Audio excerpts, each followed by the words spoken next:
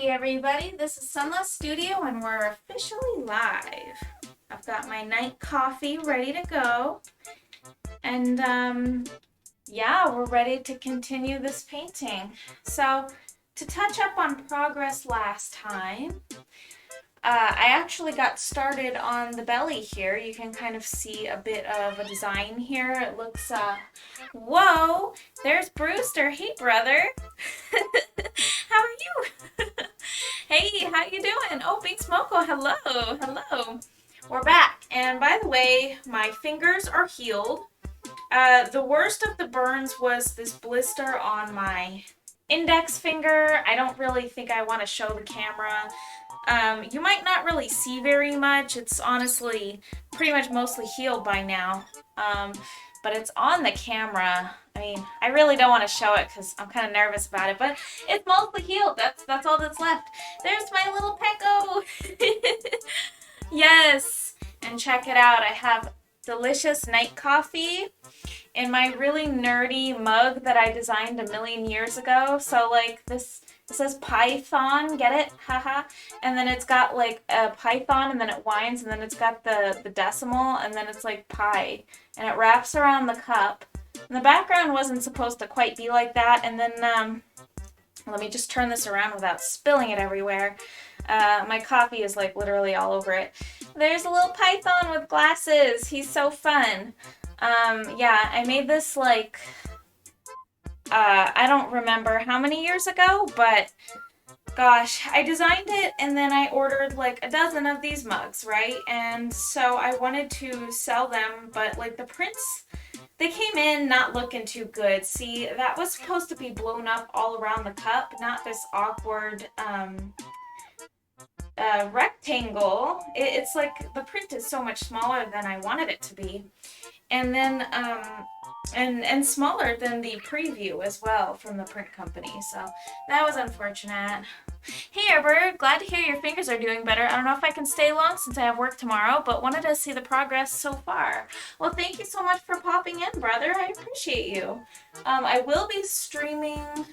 I don't know what your schedule looks like. I can't remember. I think you said that you have off couple days. Is that like midweek? You have like a couple days, like Tuesday and Thursday or something like that? I can't remember.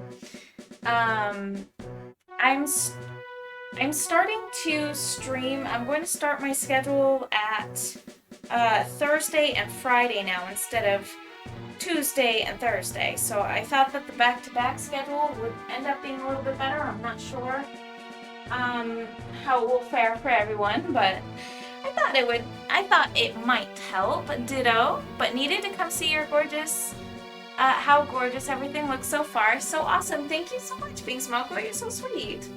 I appreciate you. Yeah, I guess I can continue on the belly tonight. That means a lot to me. I did have like a reference photo, I think on my phone somewhere. Yeah. Of a snake. I had a reference photo pulled up of a diamondback rattlesnake. So perhaps, I don't think I saved the photo. I think I just pulled it up real quick on Google Images. So maybe I'll just have to pull that up again. I'm off weekends now. Nice. I work a fairly normal schedule for once. 9:30 to 6 weekdays. Wow, that's awesome. That's actually really great. That schedule's nice.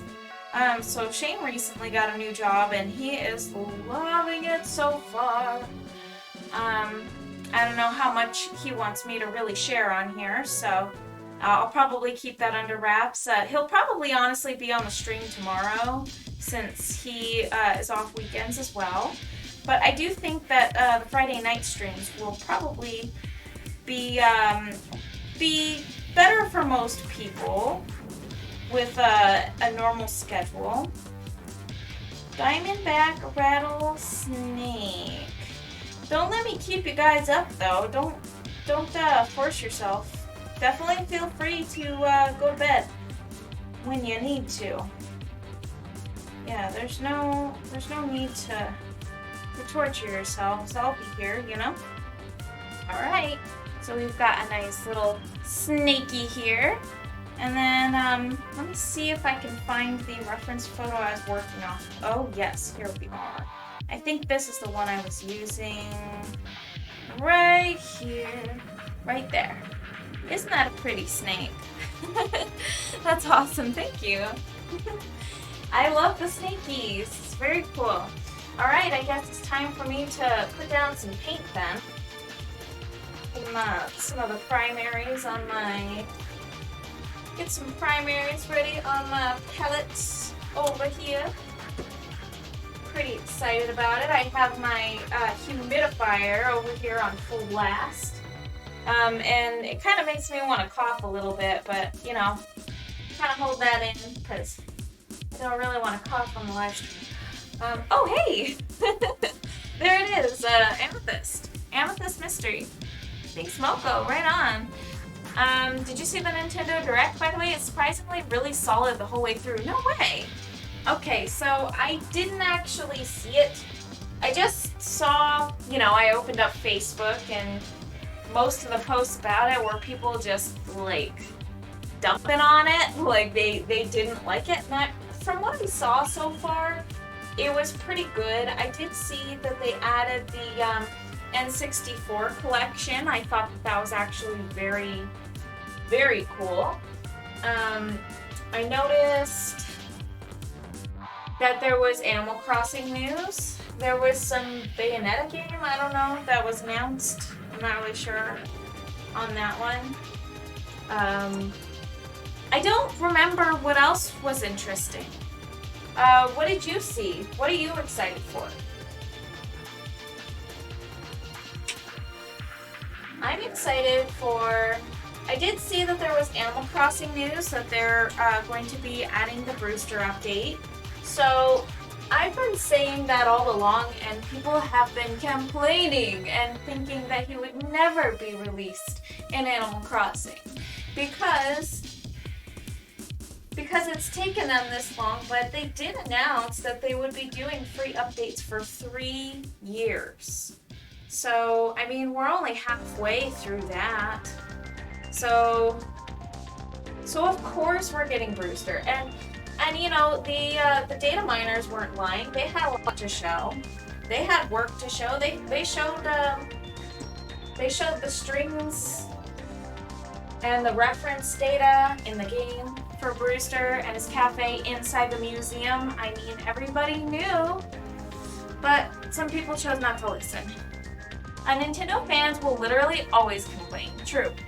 I can say highlights if you don't mind spoilers. I don't mind spoilers because it's out. It's not like it's been released. Like I'm totally like pointers. I like when people tell me about what's exciting about Nintendo Directs so that I can choose to go watch it if it sounds awesome. Because if it sounds great, usually I go back and I watch it then. But if people complain about it, I tend to just kind of skip on them and then just see like what people post about them pretty much. So, but people do whine. People whine for no reason. And yeah, that's pretty much it. Oh hey you guys, let me show you this. It's the thing that everyone's been selling on eBay for $1,000. Like $500 and up. Here we go. The Mew Oreo, the special edition Mew Oreo. I actually have it in here because I wasn't sure if I wanted to cast it in resin or something like that. And then I've got a Pikachu one, which I think I definitely will cast in resin. I've seen some people actually cast them in resin before, so like actual Oreos to preserve them. So yeah, it's not too bad of an idea, I think. Alright, yeah. I definitely don't mind spoilers though. I'm so happy to have spoilers. Right, I'm falling behind over here. Getting all sidetracked. ADHD is my middle name. Oh man. I can't believe I convinced my daughter to go to bed tonight. She took this long nap in the middle of the day, and I thought she would never sleep. I was convinced that she would not sleep tonight. And that I would struggle, and then I would probably have to be late on the live stream, but I made bedtime sound really fun to her, and I gave her lots and lots of kisses, and somehow, some way, she was eventually content. Time to mix up some paints. Alright, so the colors that I want to match, I have all of them on my palette now. The ones that I want to match are probably... I think I want to match this brown color, and then we'll start to kind of like lead in there with some scales. Yeah, okay, so I think this deep dark brown, that does require some black in it, so I think I'm gonna probably mix it up with this flat brush. So we need to make like a nice orange and add lots of cobalt blue to it. We want to make it like really, really warm and red. Okay, there we go. And then black. Lots of black. I forgot that the black paint actually kind of cools the color a little bit. Let's check that out. That's actually really, like, a lot more saturated than I was expecting. I suppose the blue wouldn't hurt. I suppose it wouldn't hurt to add more blue. More blue, more black.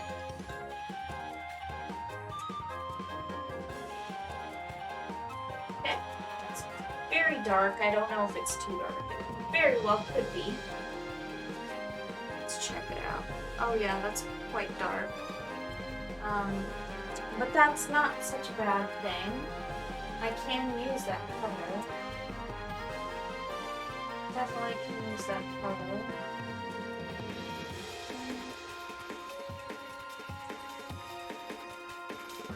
Here we go.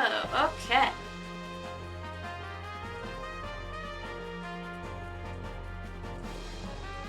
Okay, so what I think I'm going to do is I'm just gonna kind of like paint this dark part out again, but then I'm going to start layering on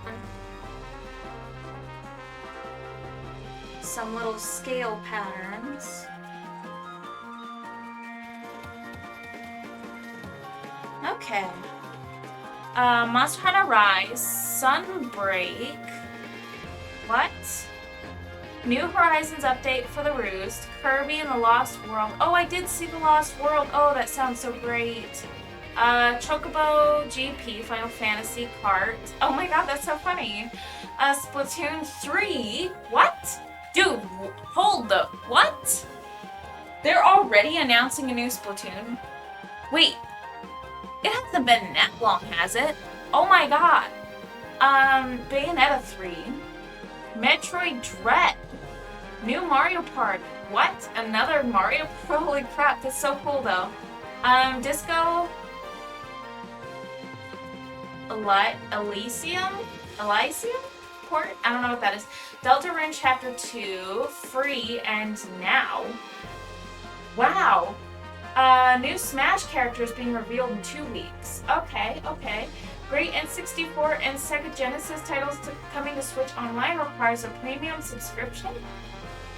Wait, is that separate from a regular subscription? What about a family subscription? A handful of other retro game remasters and some WIP stuff. Okay. Wow, that sounds like a lot. That actually sounds like something I would like to go in and watch, though. Sounds like a lot of stuff. That's great. That's really awesome. Well, thank you for sharing that. Yeah, because I otherwise would probably just like pass on it, or just, you know, not really know until like the news is actually up in my face. But now I kind of want to go back and watch it, and we'll just see what I think. That is so cool. I'm actually really craving going back to New Horizons. really miss it. The only problem is, my daughter wants to play all the time. She wants to, and she knows how to take a controller now, and she'll try to take over when you're not looking. And my daughter, she's 3, almost 4. She cannot play on my island. I'm so sorry, baby girl. But I would sooner buy her her own Switch and her own Animal Crossing before I let her play around on my island. I'm extremely, like that's my little, like, my thing. You know, that's my little virtual space. And, it's my Switch, and I just like to have that. I just like to have that space. So, I'm not going to let her take it over. So, I mean, you know, it's just mommy's little space. It already drove me nuts trying to share it with my husband.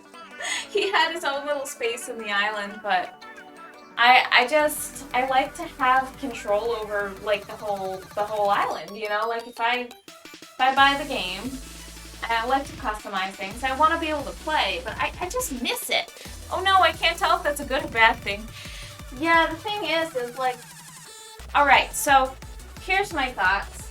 And my husband, he wants me, basically, if I'm able to, he wants me to sell the Mew Oreo, right? And if we happen to, like, vacuum seal it and, like, sell it and fetch a really good price, I want to use that money to buy my daughter really nice things. So, if we happen to, later down the line, sell the Oreo, because, I mean, it's a consumable item, so I imagine that their price or their rarity or whatever will probably increase later down the line. So if I held on to it for a while and then sold it, maybe I could get a good price. I don't know. But they won't be in production forever, so if I can get a good price, I want to buy her really nice things with that money, because I bought her the pack of Oreos, right? This pack of Oreos was her treat. And so if I could get money for that, if I could trust her with a 3DS, no, I don't trust her with the foldable screen. I feel like she'll snap that pretty quick. Yeah, I mean, if I got her like a 2DS, maybe I could do that, and then I could back up my New WIP cartridge, because I don't have a cartridge. That's so funny that I thought I had a cartridge. I have the software version. So yeah, okay, so I would have to buy the game again. I'd have to get her a 2DS. But I was thinking, like, if I got her a Switch, like a Switch Lite or something, I could buy her, like, New Horizons or something. And then later down the line, when she's older, she can, like, when she understands the concept of it a little bit better, she could play it with me, and we could play other games together. So yeah, she's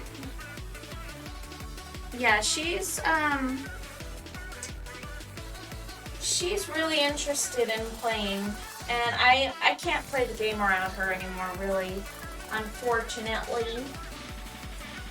But oh well. What are you gonna do? That's okay. I mean, I could, it's just I have to, like, she would chase me around the house, basically. She would chase me around, and I would have to dodge her. It's so funny. It reminds me of when I was playing the quest on Monster Hunter Rise,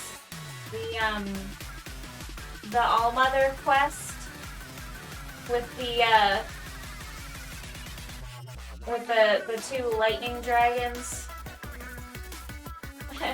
It was so hard. And my daughter, the whole time, she's chasing me around. trying to like beat me up like she's the monster.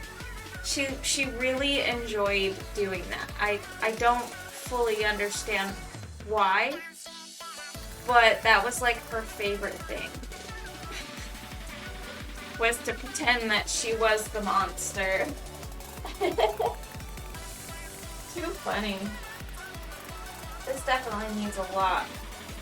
A lot. This needs to be a lot darker. I don't think it needs to be lighter,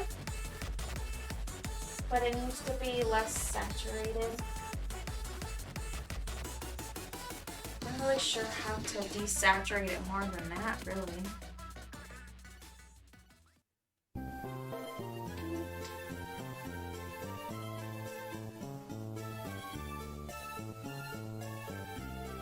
I suppose I can do something like that. Interesting. Is that Oreo even actually valuable? It reminds me of those Burger King gold cards that never really rose much in value, but being food, I don't know. Oh yeah, they also revealed voice casting for a Mario movie. A Mario movie? No way! Just like, it's like they're trying to redo the old Mario movie almost. Like, the weirdness of it. That sounds crazy. A Mario movie? Wait, maybe they're trying to get in on the whole Sonic thing, because remember they made the Sonic movies, so now they're trying to get like they're trying to get their little mitts on some of that success in movies. I don't know. That sounds nuts, dude. That sounds like wild. Why? Yeah, that sounds crazy. Well, that's crazy talk. No way, though. That's just so funny. Holy crap. Oh, dear God.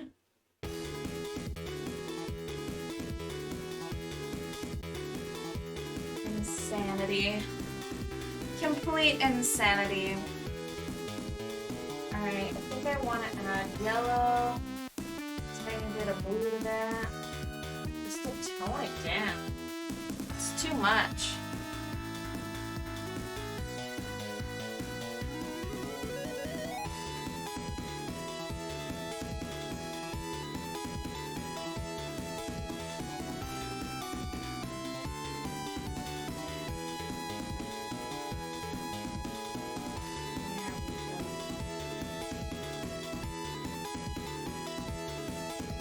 Alright.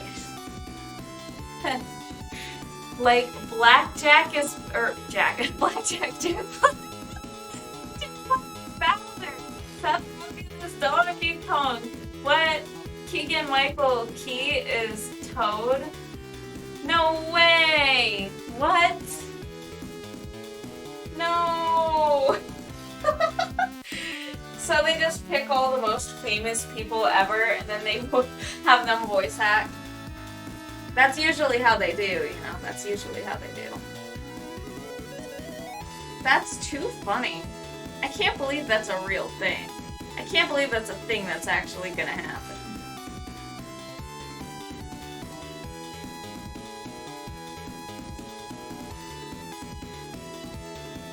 Too hilarious. Can't get over it.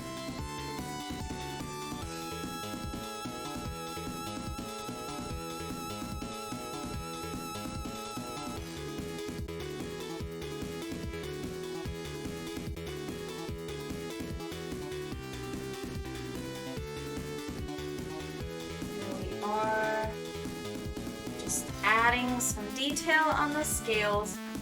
Dude, that's just funny. I honestly have not seen that Sonic movie. Have you seen that Sonic movie? I have not watched it. And I remember I tried to watch Detective Pikachu. with my daughter, but she was kind of rowdy and wasn't paying attention. And I tried a couple times, but it didn't work. So I saw the movie probably about the first 10 minutes before everything kind of went haywire. So I didn't watch that fully either. I would definitely need to give it another shot because I was interested in it and I was trying to watch it, but yeah. And then I no longer had access, so that was too bad. That sucked. It sucked. There we go. Yeah, I need this color right here. Get us some nice little scales.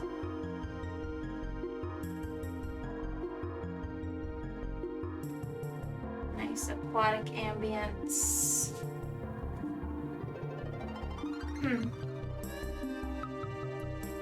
No Owen Wilson Luigi, like from that cursed 4chan meme. But he's Charlie Day from It's Always Sunny, which is equally hilarious.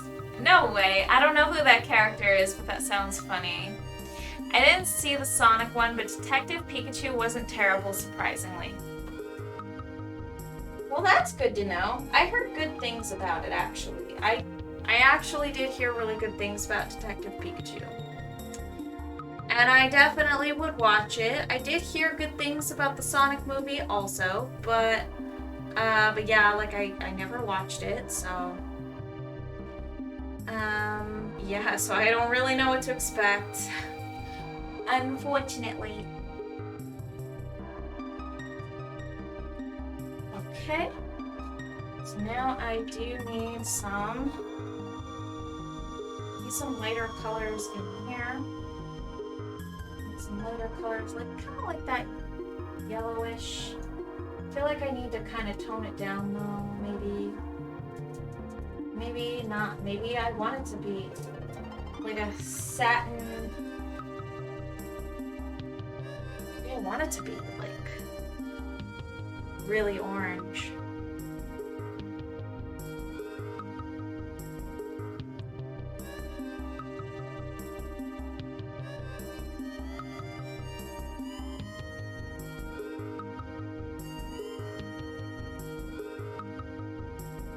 At least kind of like in the middle-ish. You can just kind of like make like a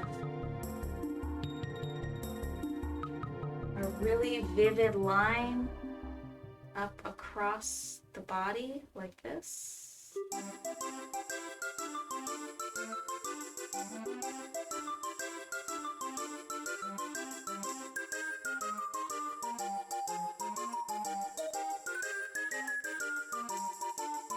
Perhaps.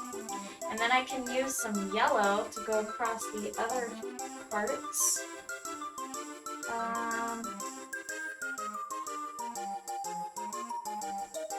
Maybe if I do something like this.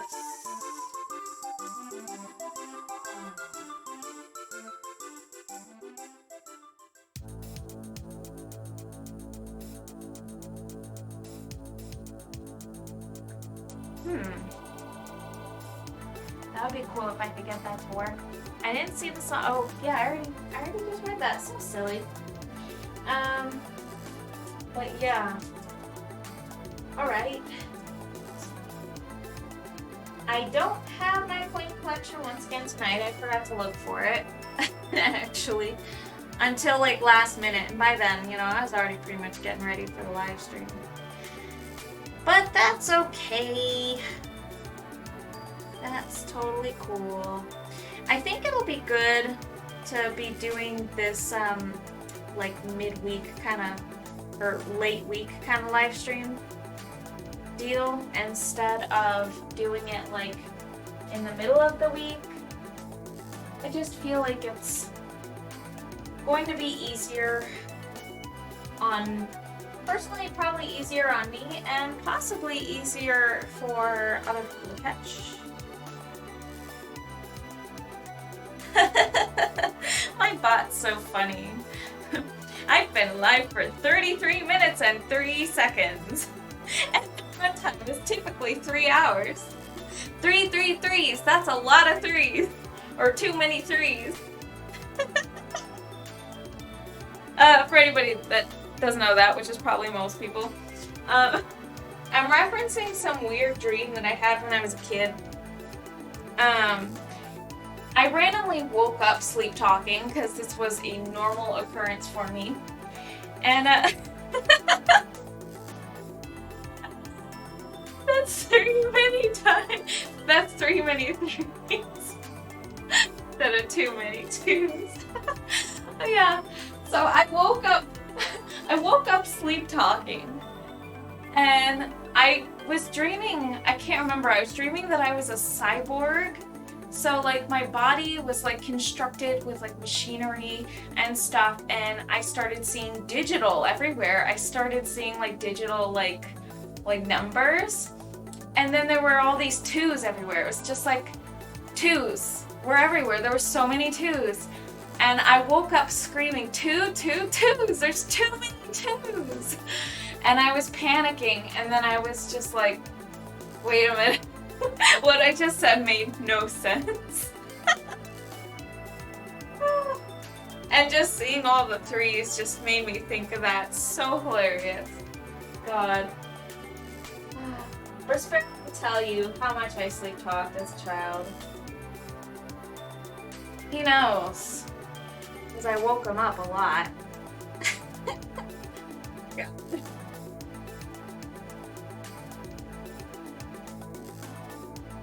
Lordy, lordy, look who's turning party. I want these to be lighter. And for those to kind of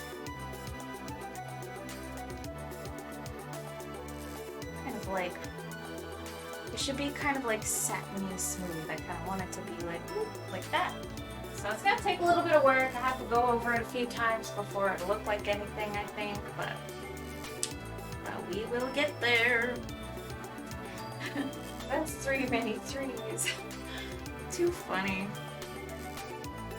Like you knew exactly what I was talking about. Stupid bot, like really? I've been live for 33 minutes and 30 seconds and room time is typically 3 hours. Alright, so I didn't write it to like go off at 33 minutes and 3 seconds. That was like totally random. Like completely 100% random. But the 3 hours thing is something that I put in there. Like I put that in as part of the message. But yeah, the rest of it was just random.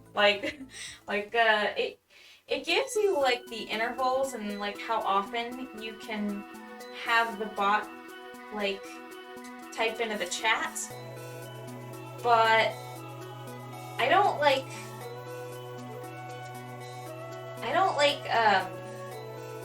know, but it's not always exactly on time. I have it set for like, I think like 30 minutes or 20 minutes or something, so it's not perfect and it's not exactly on time every time. So that was definitely like just a really weird coincidence. I kind of liked it though. That was pretty funny.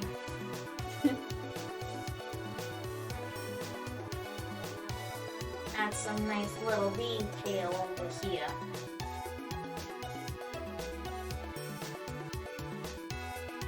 Got some nice mystery dungeon music.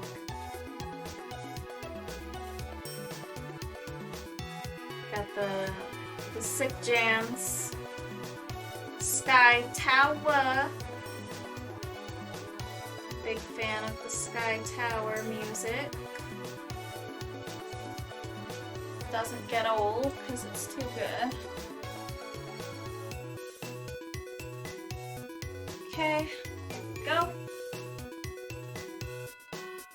Alright, and then I think now if I take some of this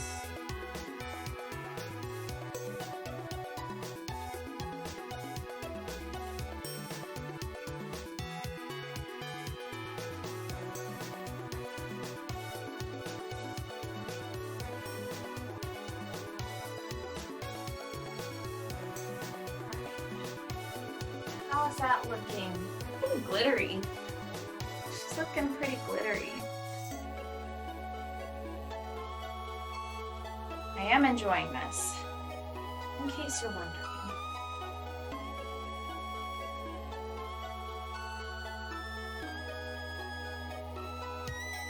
Okay, so now I think what I need to do here is probably, I think I kind of want to cover up some of that. I don't think I want it to be like pure white. Let's just look at this. Maybe if I add some white to that. Now the only thing about going so long without streaming is the fact that getting back into the flow state is a little bit challenging. It's definitely a bit of an extra challenge, but it's all good. It's all good. It'll be easier for me to get back into it tomorrow though, and that's the best part. I think so though. I don't know because I haven't tried this type of schedule out yet. But I imagine it would be better. The moon was so gorgeous last night. I was trying to get a picture, but we were moving in the car and we didn't stop for long enough for me to grab a nice picture. But the moon was so gorgeous, and I just thought, man, it was perfect inspiration for the painting because I am going to be doing this moon up over here. Yeah. Okay.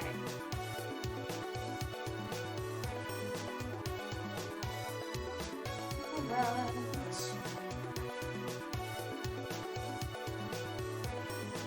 Got a lot of earth tones on my palette over here. It's a lot of earth tones. Okay, so now I think I kind of wanted to this is definitely too dark, without a doubt. I need that to be a little bit later, or maybe I can actually start using the negative spaces here. Here's my idea. Okay, I actually want that to be darker, surprisingly.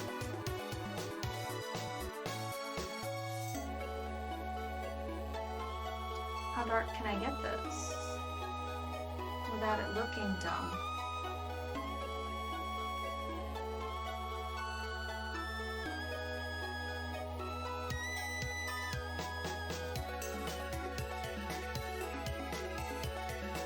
Okay, there we go.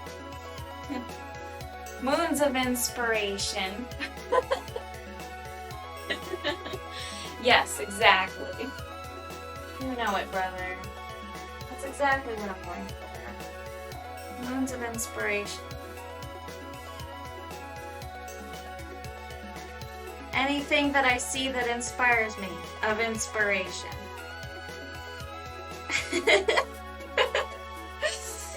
Okay, so now I'm starting to work in kind of a negative, and I don't know if you can really see this all too well, but I feel like this is really going to help make the whole belly area pop. It's going to kind of bring out the dimension. Moons of inspiration, TM. Oh man. So, I tried out the controllers that you and Bing Smoko got for me for my birthday. I've been using them, actually, because I steal my Switch back secretly at night sometimes so that I can play Panel de Pun, as you know. Are you going for a similar pattern on the blue part? I'm not really sure. I think I'm gonna do some pretty standard scales, but I think I'll probably do some pretty, like, maybe some shapes in here. Maybe I will do like some diamond shapes. I'm not really sure yet. That's why I'm holding off a little bit. It might be something that I'll get into next part, and I also want to kind of do some patterning in here, like in the inner part of the wing, where it kind of hangs off here, so there's not a whole lot to do. It's just that little part there, unless I want to extend the wing up here, but I don't think there's really enough room to work with that, and I want the surrounding area to also have a lot of space on the painting.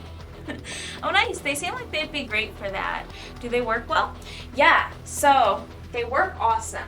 They're really good. I like them a lot. They have all of the buttons. They're not missing out on anything, man. They've got everything. And they're so much better than the Joy-Cons because they are very much more grippy, and the thumbsticks they feel great. They feel really nice. I think I actually probably want to use them for I think I'm actually going to be going in handheld mode a lot, just to probably take my Switch away and play in secret so that I don't get my controller taken and my Switch taken from me by the daughter who loves the games. Yeah, so far so good. It is so awesome. Thank you guys so much for that. It's really great. Yeah, I've been using it for panel pawn, and it's been really nice for unwinding and just enjoying a nice little game to clear my head. Sometimes you just gotta do that. I love panel pawn for that, you know me. My obsession. My complete obsession.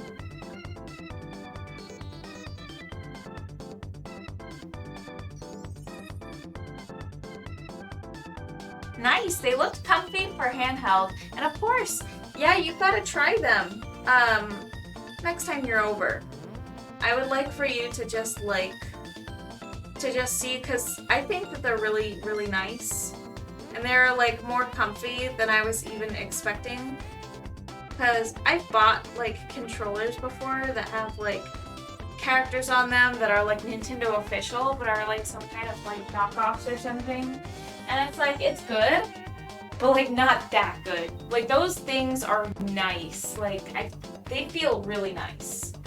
They feel weighty, and they have like a really nice shape to them, and they feel super durable. I just really, really like them a lot. They're nice. I refuse to take them off my Switch, and I think I'm probably gonna junk my regular Joy-Cons, because those things, they have drift and they're bad. But yeah, these new ones, they're awesome. They're so good. Brother, you gotta play Hypnospace Outlaw. Everyone has a comfort game, TM. Dude. So, Hypnospace Outlaw actually comes out tomorrow on the Switch. Apparently. Or maybe today. Maybe it's tomorrow, I don't remember. Yeah, so it's coming out really soon. And it's a $20 game, and I would gladly buy it for you.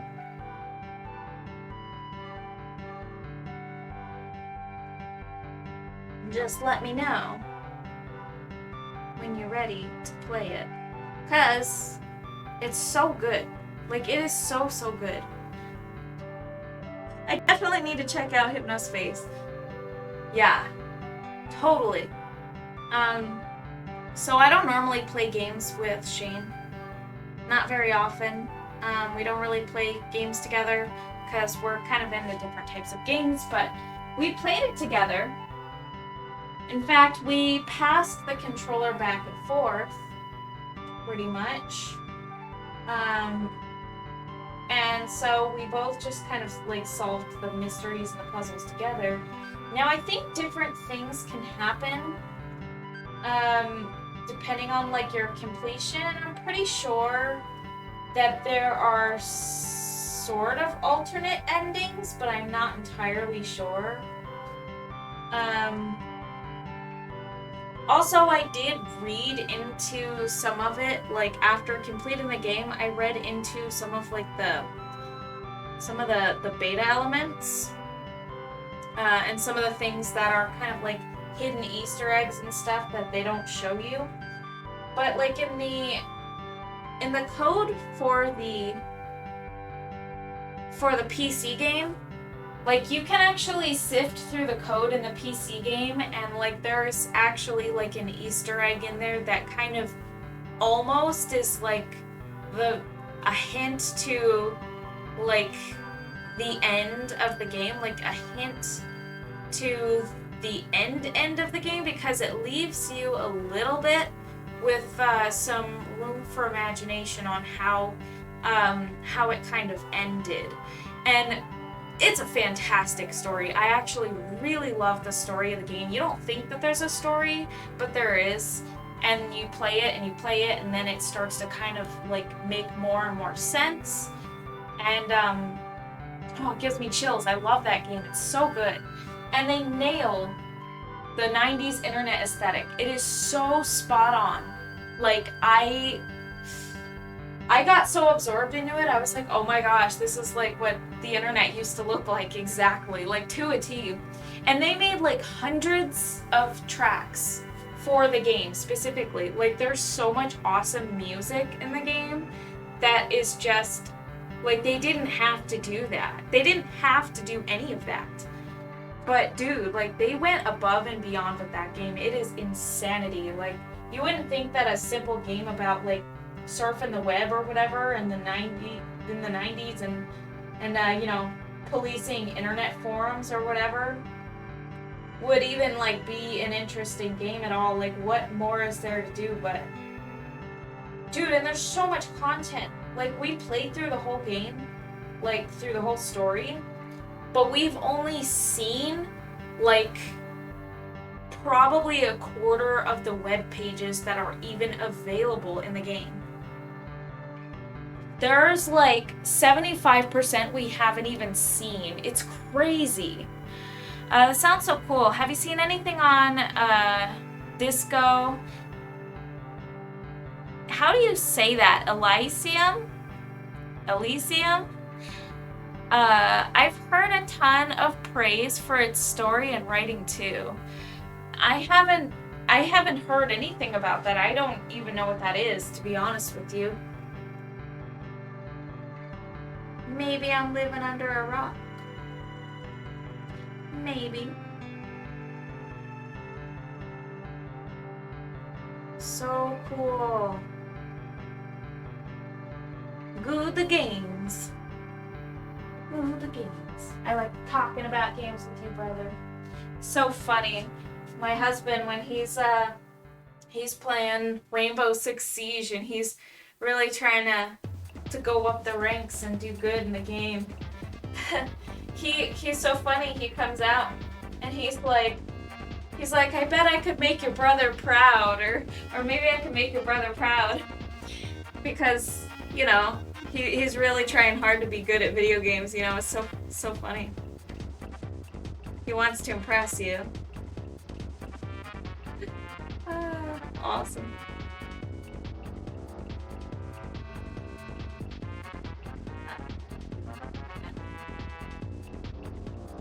I think he mentioned that he messaged you too. I'm like, oh my gosh, that's so funny. Oh.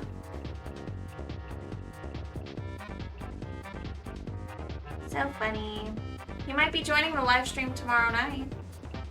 That might be awesome. It's been a while since he's even been able to be on the live stream. It's been a long time. It's gonna be nice being able to do that on the weekends. We're going to do some backyard camping.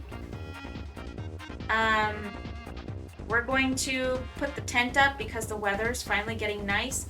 Woohoo! We're finally in double digits. It's been triple digits for so long, and today is 99, and then it just gets cooler from here, I think. Unless something crazy happens, which, you know, it might. We've already had a tease so far, so maybe. But we should be getting into some fall, some nice, really nice fall temperatures soon. That would be amazing. Fantastic, even. Fantastic! Here we go. I barely know much except you play as an amnesiac detective, but the way you build your character's personality, influencing stats, effects, dialogue options, and actions. Yeah, congrats, Shane. Yeah, awesome. I don't know what all he did, but he was doing really good, and he was watching videos of people who were like total pros, like absolutely like legends at what they're doing, you know? And he was just like watching them and seeing how they do what they do, and I think he really like probably either learned some tips and tricks or like something, but he was really applying it. He was doing it, which was really cool. It's cool to see him do that. Now, you see, I'm not like a giant like first-person shooter fan or anything like that, but he was doing it, man. He was doing it. It was awesome. I will say that was awesome.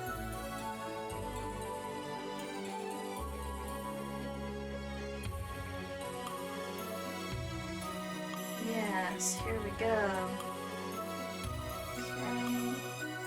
And then if I just kind of like add some like little dark parts and the crevices and the cracks, we can kind of differentiate the scales a little bit. Just a bit. Amnesiac? Oh. I've been playing Planescape Torment lately, which is also more of an interactive story than a game. It runs on Baldur's Gate engine, but is super dialogue heavy and vaguely philosophical. What? Planescape Torment. That's so interesting. No wonder we were talking about playing Baldur's Gate again. Is that why? Because you remembered because you're playing this game that's running on the same engine? Interesting. That's pretty neat, if I don't say so myself. So is it kind of like an older game, or like what is it? Is it like an older game? Is it newer, like an indie game that's running on the same engine, or what kind of game is that? What kind of game?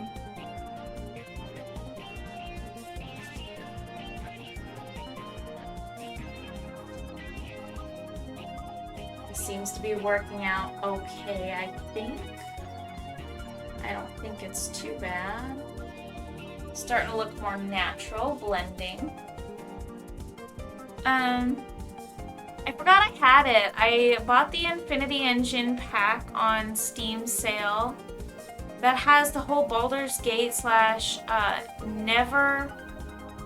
Neverwinter Nights / Planescape collection. Oh! So basically, you went and bought a collection of games from the same engine, Baldur's Gate and Planescape Torment were all included. That's really cool. That's cool that they sell that. That they sell that and they, like in a nice bundle. Right on. So I imagine that they're all pretty old games then. Pretty much older stuff running on the same engine. That is really awesome.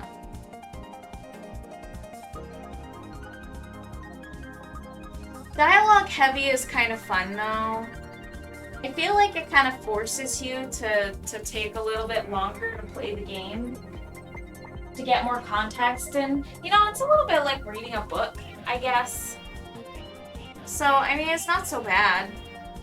I kind of prefer my books in the form of video games anyways, to be completely honest with you. I'm not a giant bookworm, but you can get me to read a lot of dialogue in a video game. That's fine. For some reason, that's how my brain works. That's what I'm okay with, apparently.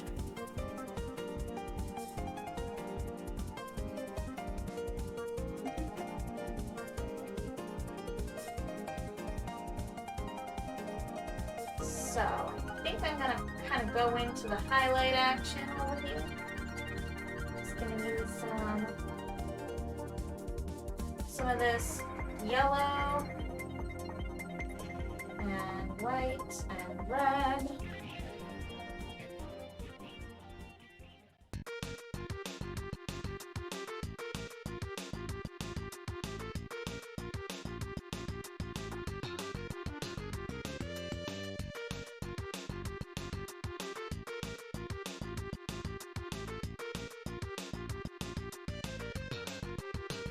Interesting shapes there.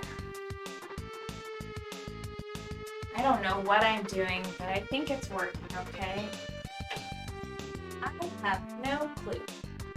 I do think I need some black, though, to kind of weave into there. My paint's drying up, which is so funny and peculiar because I've got my humidifier on full blast, and I have for over an hour now. So it's kind of nuts that it's still, you know, needing a little bit of, I don't know, humidity. I think our weather says the humidity is kind of high today too. I mean, it's like not super high, but it's like 40-something%, which is high for here. So I don't know why my stuff is drying up. Bizarre. Yeah, it's super dated, CG, and looks like ass, but it's charming in a way. It looks like ass. Dude, I totally get you. Alright, so like games that I thought were like the best, like the most awesome stuff back in the day.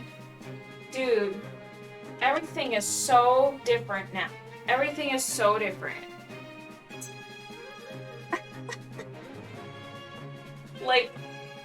Like you go back and you see these games where you thought that the graphics used to be like, they were like amazing back in the day. And now it's just bad, like it looks terrible. Dude.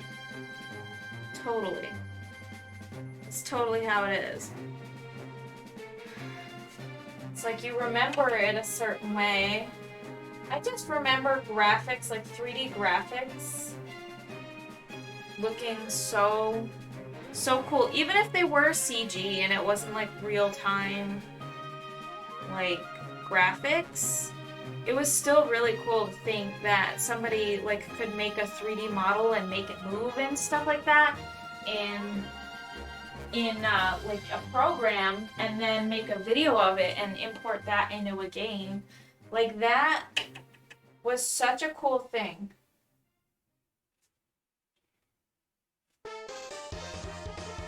But, boy, technology has just exploded since we've been alive. I mean, the fact that I can even sit here and just live stream my art. Not that long ago, that wasn't even possible. So, it's just crazy. I mean, I feel like an old person just raving on about that kind of stuff, but it's true. It is so true.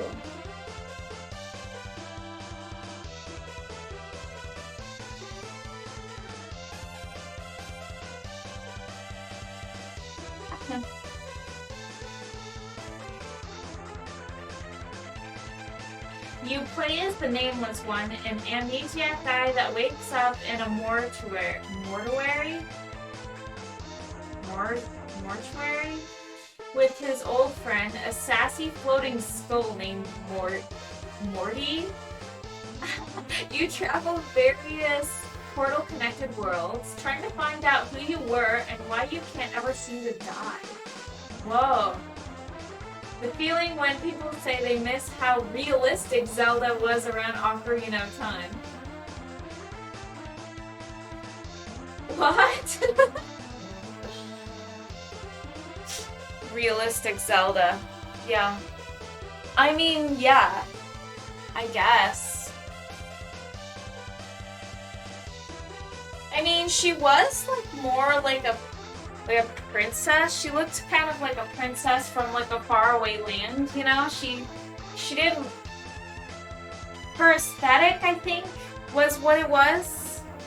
And her proportions somewhat. She did have kind of a giant baby head and like giant eyes. But like, I can see it.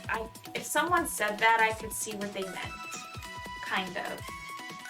Maybe not perfectly, but I could still see what they meant.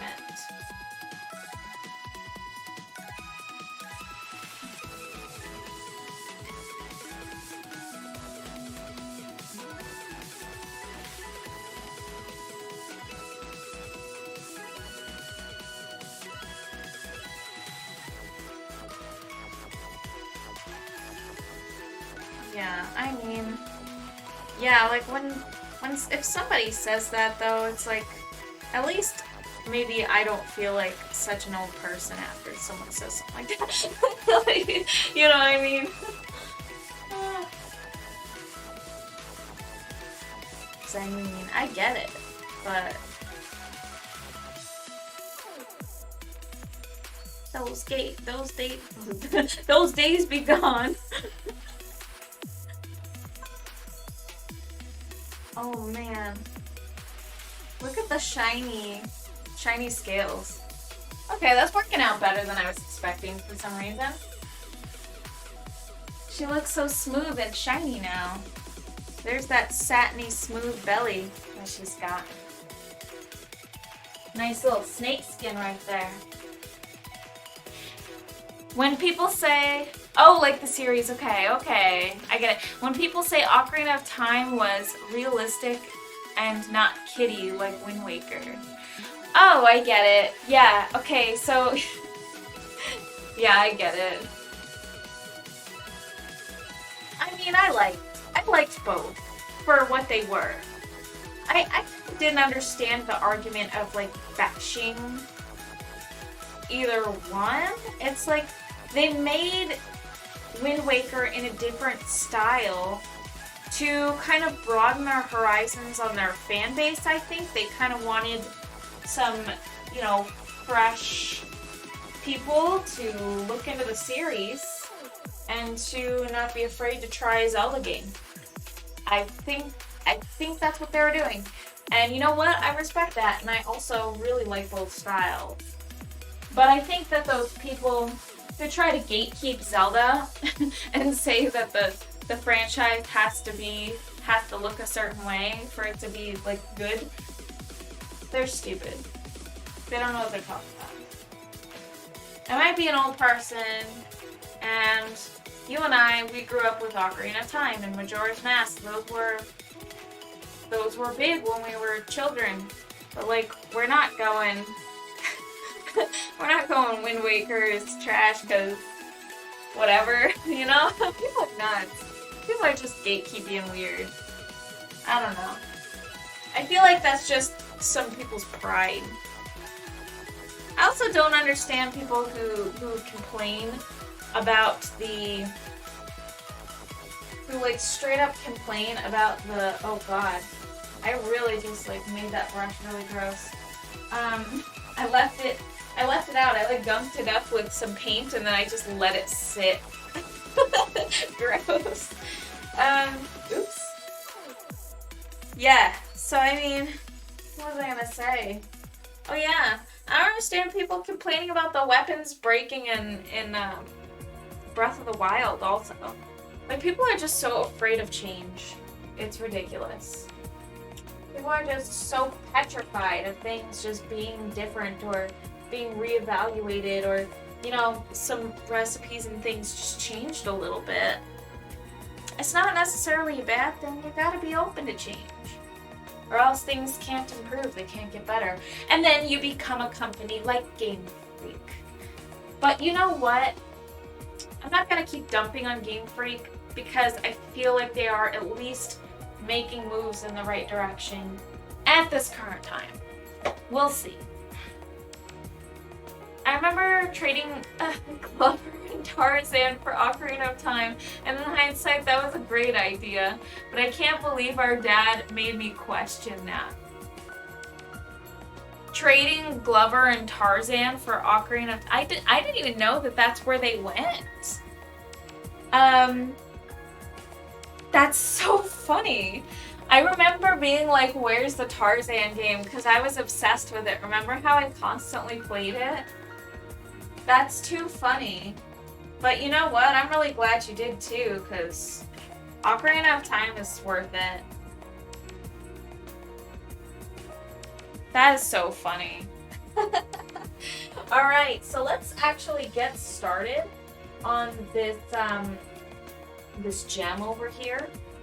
We're gonna kind of like start painting in like this. I'm gonna start painting in this this gem.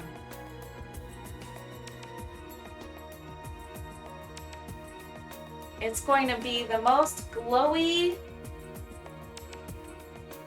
pretty, bright gem ever. It's gonna glow, and it's gonna be so pretty. I'm gonna be so excited to make it. Yo, it's gonna be fun. This one's gonna be like, it's gonna be like a,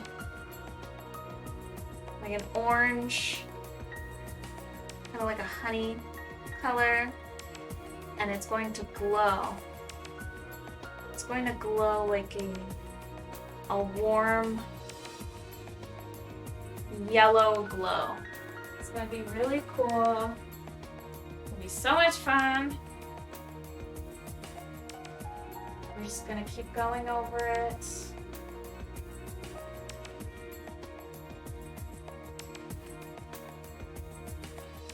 Yeah, here we go.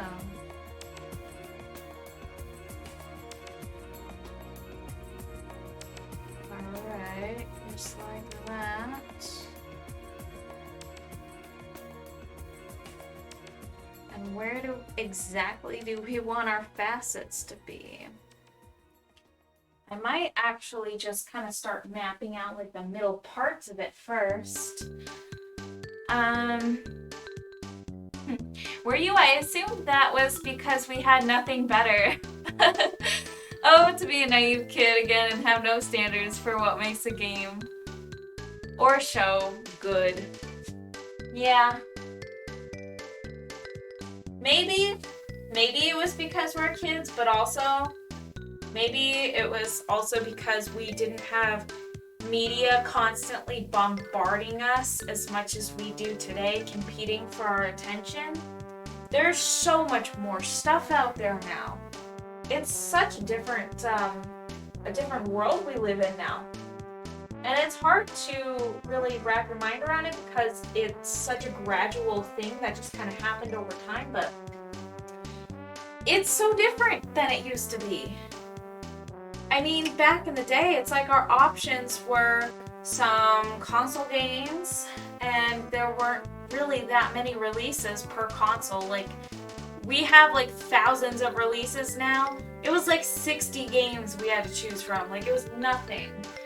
And TV was all we had. We didn't have streaming services. We didn't have YouTube. We didn't have any of that stuff. We just had what was on TV. You turn the TV on, disappointing, okay, turn it off or deal with it. Like, or go outside or whatever. But now we have so much media competing for our attention. My live stream included. Hi there. Yeah, I'm part of this. But yeah, I mean, anybody could really upload anything now, and It's just, and games, man, indie games are a thing. They weren't back in the day. Back in the good old days. No, I'm just kidding.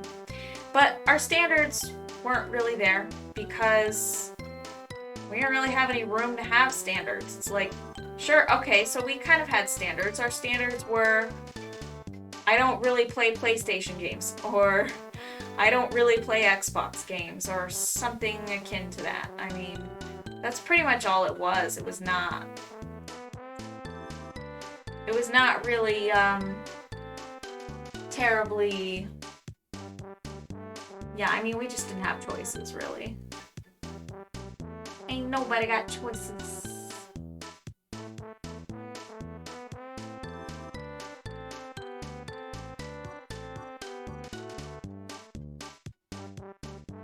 This is gonna be fun. Oh my gosh.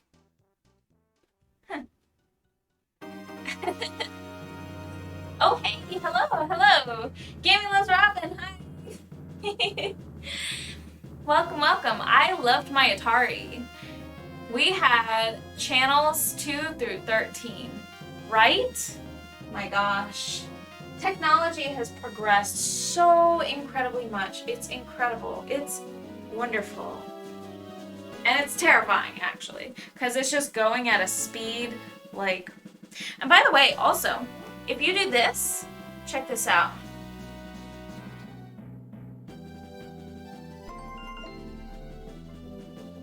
If you do that in the chat, you can make that little jingle sound, and then it alerts me. So just in case, that way nobody's spending points on the birds just to get me to look at the chat. Because I know sometimes I'll get real into painting and talking, and I try to make a point at looking at the chat and everything like that, keep up on that.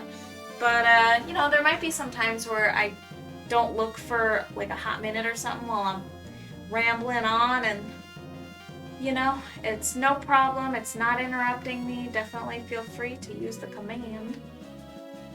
It's pretty fun. Being Smoko. Hey girl, I'm tapping out. Looking terrific. Thanks again for the all the entertainment. Thank you so much for stopping in and hanging out and everything like that. I really appreciate you, Being Smoko. You're awesome. You're so supportive and you're so sweet. And your kind words, they mean a lot to me. It's my birdie, Pickle. Thank you so much for all you do, Being Smoko. Have a super amazing night and get some rest. It's almost Friday. Technically, it will be in an hour. Yeah. And then I'm gonna stream again 2 days back to back. And then chill for the rest of the week, you know? It'll be pretty chill for the rest of the week. I think it'll work out better, because then, you know, and then I can kind of sleep in a little bit on the weekends. Because my husband's here. I think sometimes I can sleep in. After, of course, I do my morning routine with the baby girl. But with him here, well, that makes it possible to get a little bit of rest in the morning sometimes.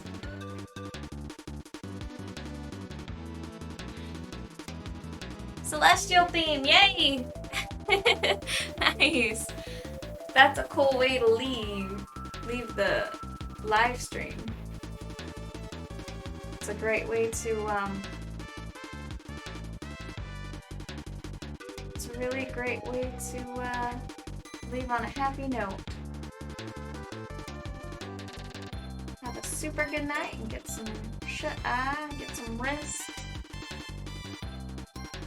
Oh, delicious sleep. I love sleep.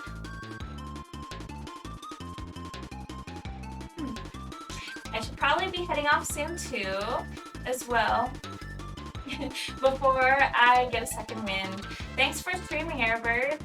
We'll have to catch you tomorrow if we can too. That'd be awesome. Thank you so much for being here and chatting with me and telling me about the direct and all of that really cool stuff. It's all really good information. A lot of stuff that I want to look into also.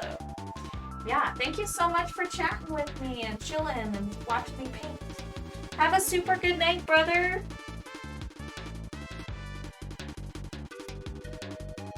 Super awesome.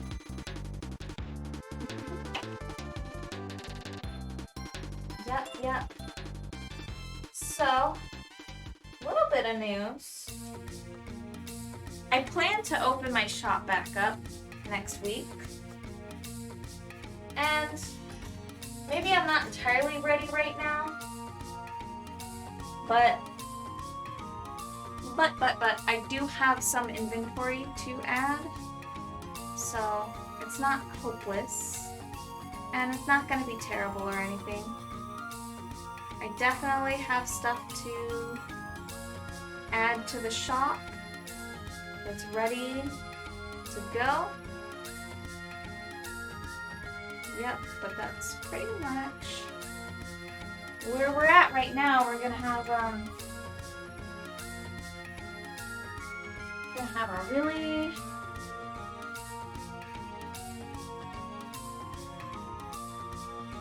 I can't concentrate, man. I'm like in that flow state again. Finally. I guess finally. But yeah, we're gonna reopen and everything. It's gonna be really nice. Honestly, I can't wait.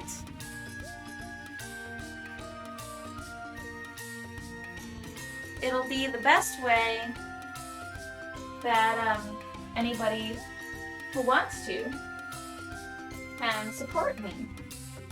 So I know that there are subs here on Twitch. The thing about Twitch is that they do take a lot of the money, so like the subscriptions and bits and things like that, they do get a pretty hefty cut, and I do mean hefty. Honestly, I would be able to make more on a sale for, say, a pin. So like an enamel pin, part of a dragon. That would honestly support me more, but it would also give you an ability to have something physical from my shop, from my hands to yours. So I'm so excited about it. Prints, stuff like that. I'm going to be, exciting indeed. I'm so excited about it. I've been missing running my shop, and we'll be back open and everything like that. Operational and ready to go for the holiday season. It's been quite a while, so we're definitely due for it. I'm really excited about it. I'm also a little bit nervous because I will be doing the transition. I also need to update my shop policies. I need to update some information such as care instructions, policies. I need to do item listing information, videos, and pictures. So things like that. There's a lot to add. There's still a ton to do. But I feel like I'm going to be pretty prepared.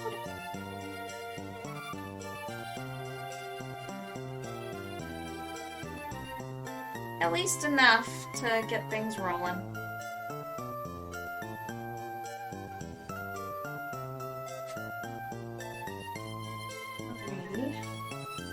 I don't really know that that was the wisest idea, but oh well.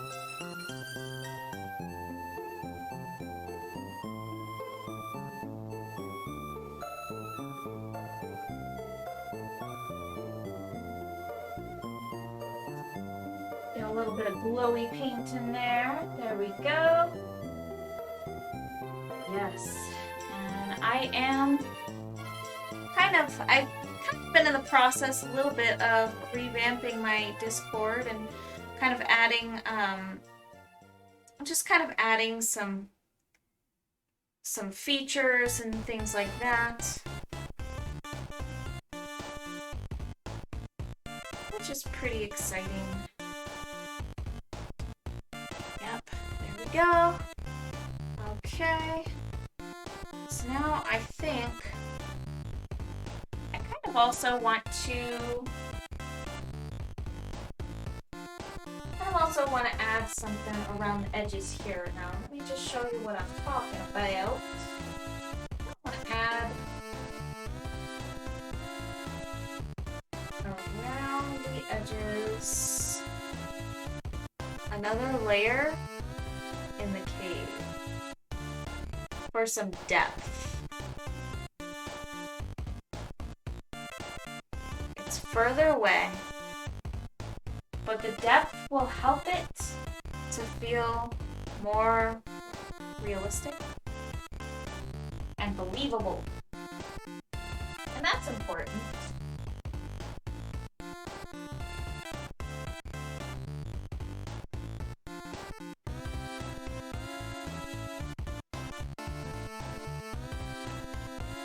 Oh boy, yesterday we went to the international market and we picked up a giant delicious catfish, and then we also picked up or maybe that was a couple days ago. You know, my days just run together. I don't remember anymore. But anyways, oh, what if I add some stalactites? Yeah, let's add some stalactites. Oh, that would be such a good idea. We should do that. But anyways, yeah, we went to the international market. We got a gigantic catfish. We picked up some delicious cold smoked and cured fish. I forget what they were. I think they were bass. Can't remember, but they were so good. And we had those tonight, and we also have mackerel pike as well tonight. And I am a fish enjoyer. I love fish. I love to eat fish. There's never a time that I don't love to eat fish. It is true.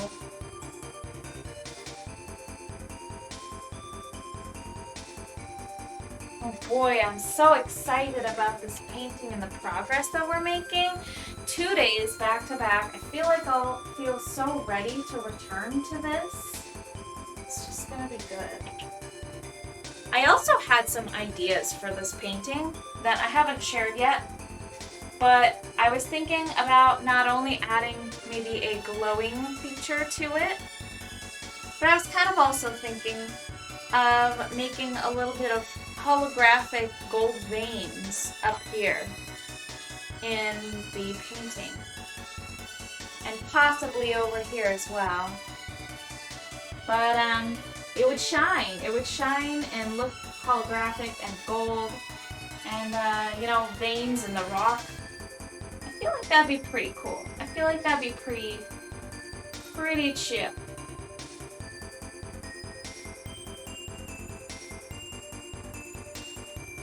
It would have some real shine to it. You'd be able to change the angle that you look at it, and you'd really be able to see it. It would just really pop. And that's what I want. Super excited about it. Okay, and yesterday, or maybe the day before, once again, yesterday, I'm just gonna say yesterday because I don't remember, the moon looked so awesome. I tried to get some pictures, but I couldn't. But it looked so amazing, and it looked so very fall, like so harvest moon. Like, I was just so excited to kind of apply what I had absorbed into my brain to the painting. Like, oh, it's so gorgeous. I love it when the moon, like, looks gigantic and yellow and just, like, really... It looks so close, you know? It almost looks like it's gonna smash into the earth. It's kind of terrifying. But it's really awesome. Like, you know what I mean?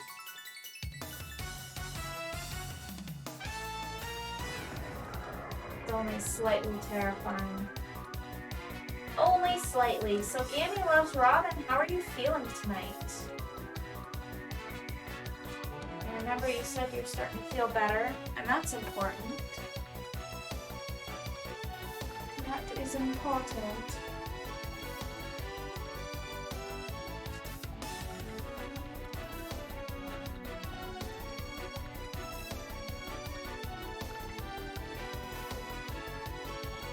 I'm just glad that you got some antibiotics. Yes, it's overwhelming when the moon is so big, but awesome. I feel fine.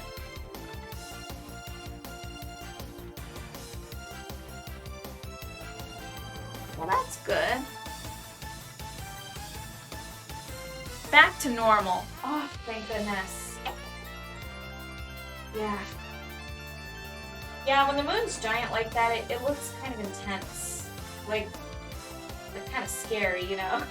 Like, it makes me just, like, look at it and go, it's not gonna smash into the earth, is it? And I know full well that it's not going to smash into the earth. But still, it's just, it gets a little spooky, you know? It's so gigantic, it just looks too close, you know, too close for comfort, almost. But it's also really a gorgeous sight. I'm glad that you're feeling better. It's not a good time to get real sick with stuff. Definitely not.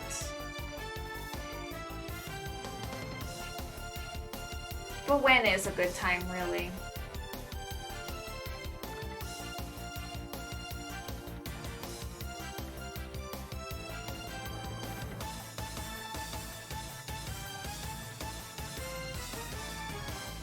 We're getting some stalactite action over here. Starting to look a little bit like a cave, I think. I do kind of need to fill in a lot of this color. Probably just paint some really opaque brown over it so that it's not too overwhelming with color. Because right now, it's a bit much.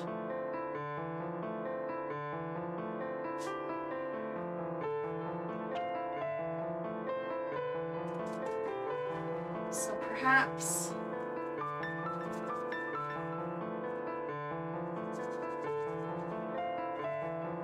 if I can do something like this, just kind of get in there and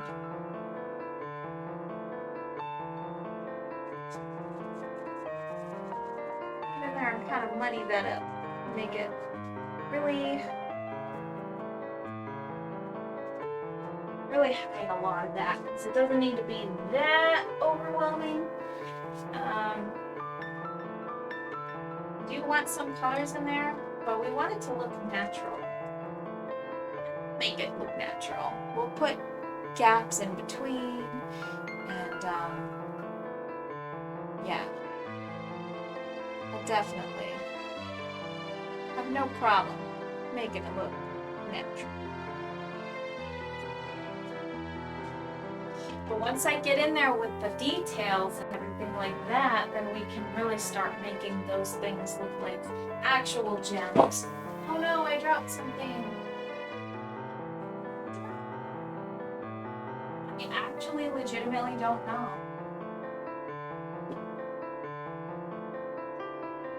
Oh, I know what I dropped. It was a soap bar. I had a big stack of soap bars up on this shelving unit I have next to me because I was trying to carve soap bars, and let me tell you, it didn't go well. It was an experiment.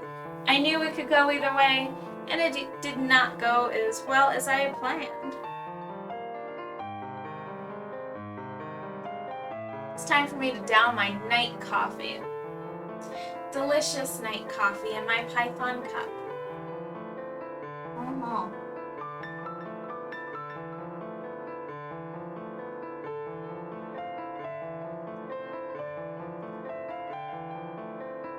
Dude, I just guzzle coffee. There's something wrong with me. It takes me like 2 seconds to down a cup of coffee. Of course, I wait for it to cool. I really do. But that's exactly the problem. I wait for it to cool so I can just down it like a crazy person.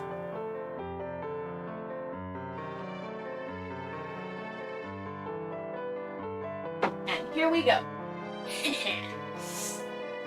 Oh yeah, I love that caffeine boost. It feels so good. Now I'm never gonna shut up. you poor people.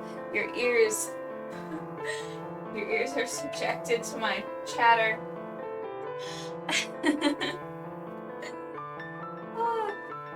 Yeah, there's something wrong with me. It's so funny too because I'll make myself a really nice cup of coffee. I'll spend all this time on it. And then it's ready, right? Like it's ready and I make it a temperature that's like just kind of easy to drink. And then before I leave the kitchen, it's gone. And then I leave the kitchen with this empty cup, forgetting that I drank the whole entire cup of coffee just in one swig, practically. And then I look at it in complete disappointment in myself because I, A, don't remember doing it, and B, I spent all that time prepping my coffee to guzzle it in a second, and then it's gone. Like, I planned to make this nice cup of coffee to go sit down and just enjoy the moment for like at least the next 10 minutes. But I don't. I guzzle it in 2 seconds and then I'm disappointed in myself. This is a routine, daily, for me. This is a daily routine. This is part of my life.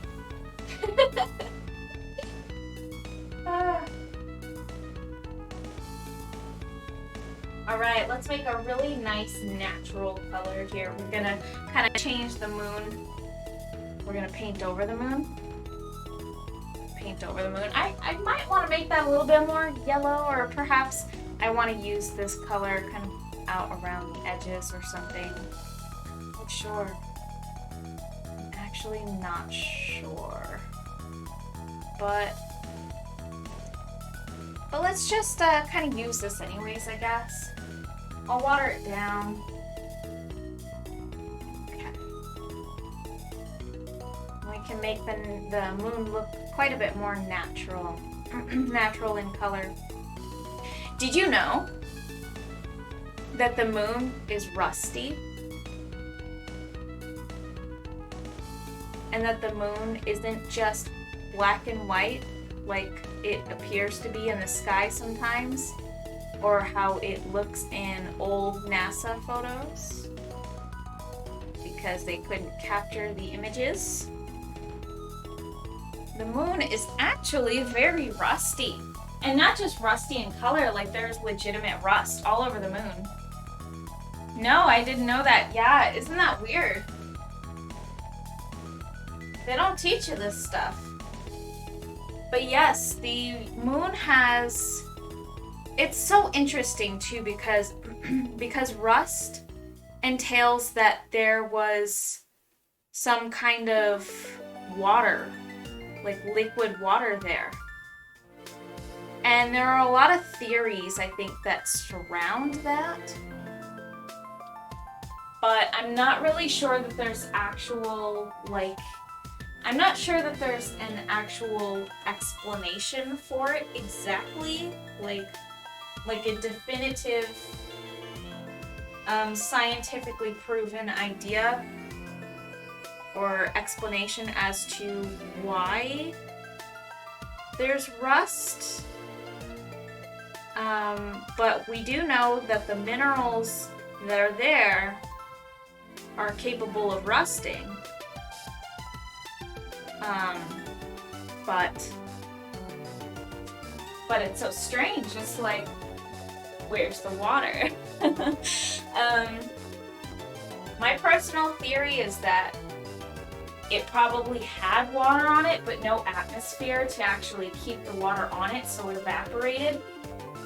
And the water came from the earth because of the origin of the moon having to be like some kind of spatial object that smashed into the earth and kind of like bounced a huge chunk off the earth, or maybe it's just a part of the earth from a collision.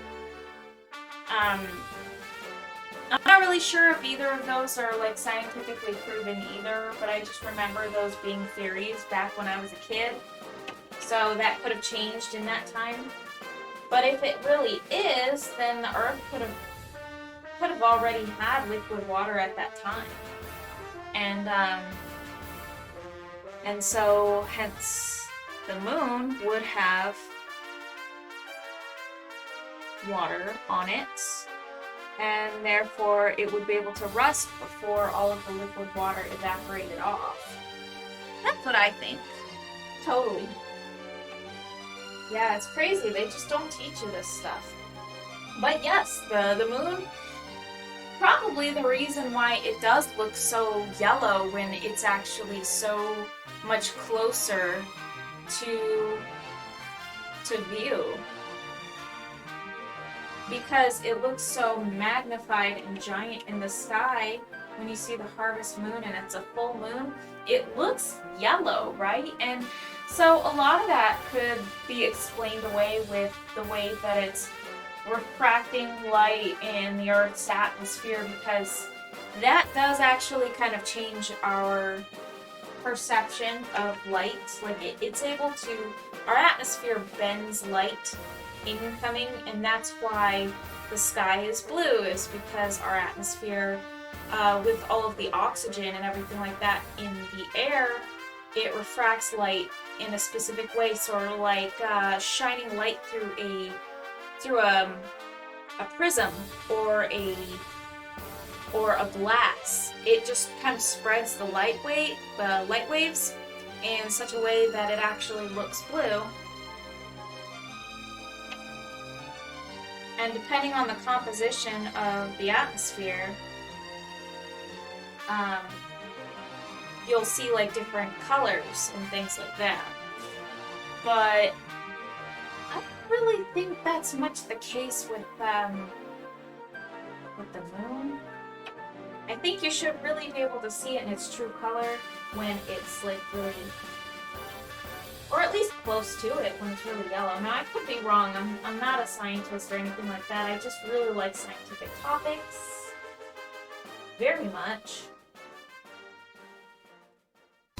I really love to watch documentaries and learn a whole lot about space and science. It's just a really fascinating topic for me.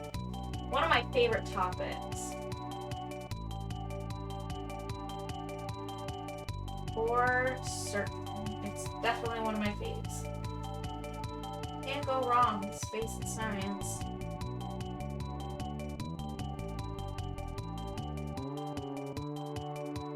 Alright, I definitely need some more vermilion on my palette. Vermilion's really good to have. I was surprised on social media when I went scouring for pictures of people's collections of gems and really cool stuff like that. I hardly got any responses in groups and stuff like that. Some people did show their stuff, which is really cool. Not a lot of people. Some people said, I'll show you later, and then they never got back to it, which I'm guilty of doing a lot. But, man, it's just such a nice opportunity to show off your collection, right? If you're gonna collect gems. Gems and crystals and really cool stuff like that. It's quite an opportunity to do that. Did I mix up the right color? That looks a little too saturated actually, but I can tone it down. I just need a dab of cobalt blue. Just a dab of cobalt. Tiny, tiny little dab of cobalt. I think I may have gotten close. probably fine.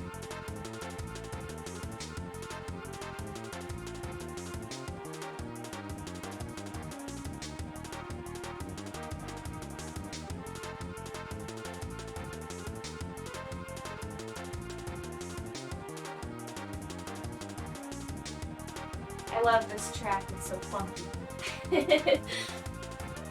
Yeah.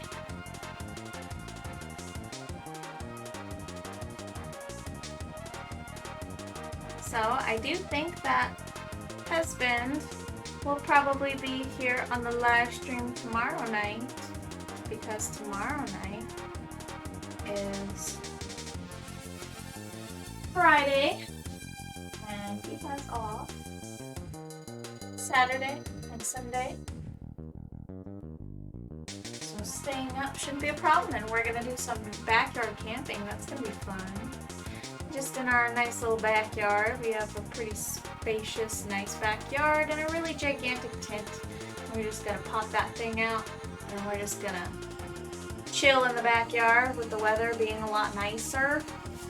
Man, it's not gonna be perfect, but I mean, Sunday's weather, it's gonna be pretty gosh darn perfect, because I think it's gonna be like 85 or something as a high, and that's nothing.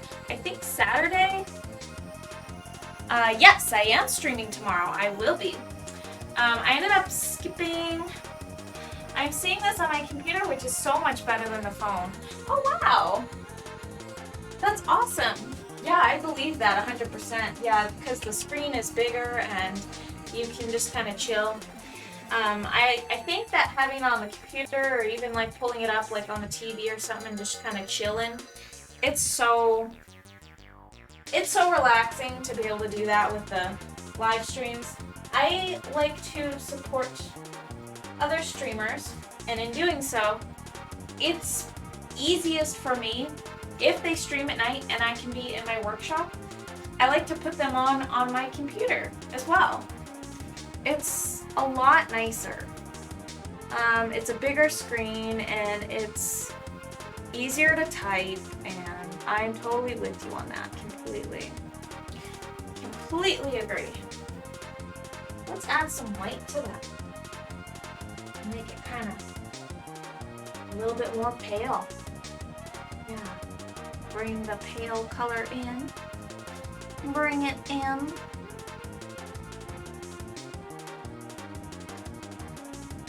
That gem, I'm gonna make it exactly the way that I want it to. Look. Yes. So much better.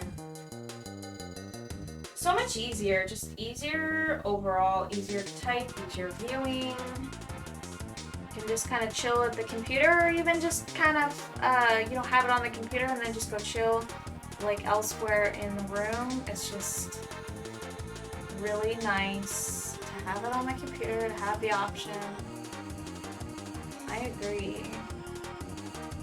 You know, at first my thinking was like, it'd be easier on the phone because the phone is just a handheld device, small pocket computer, beats everything. But that's not necessarily true, not in all things. I've come to appreciate my computer so much more in the past year or so, since I started actually streaming. I started to really appreciate my computer and the things that it can offer me that the phone can't offer me. So many tools, so many features, and so many things that are too heavy for the phone and don't work well on little touch screens that the computer can handle no problem. Like, of course, my digital art and making digital assets and files and things like that. Certain things like moderating on platforms, like for instance Discord, is a lot easier for me to use on the computer as opposed to on the phone. And it is easier to post from the phone, it's easier to just hop on and look at it and post little things like images and stuff like that, but there's so much that you can't do. like adding new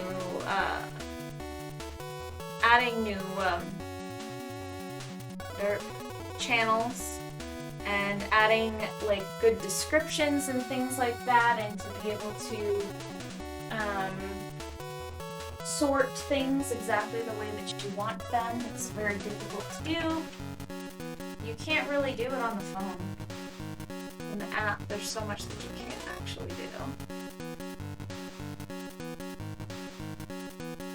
So, this moon will be here, and then we're going to really actually put detail on the moon. I'm going to put detail on the moon and everything like that and make it look like the moon, but not quite yet. I mean, maybe we can do that. I think I kind of want to add a little bit of a backlight here on our dragon's back.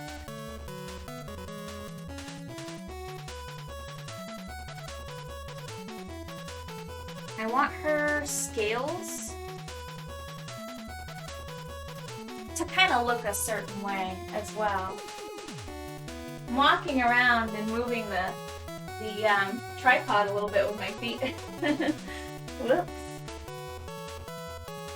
I think I want to actually make the moon a little bit more pale and yellow, kind of toward the center.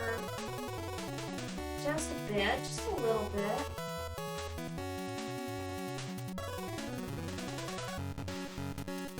Okay. Pale yellow. Yeah, maybe even more pale, honestly. Maybe even more.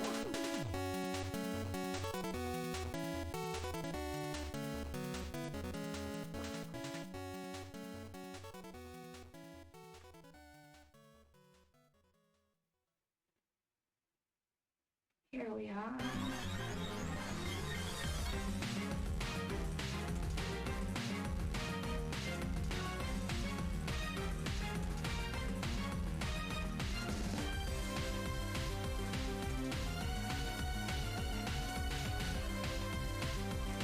I can just kind of like go in little circles like that.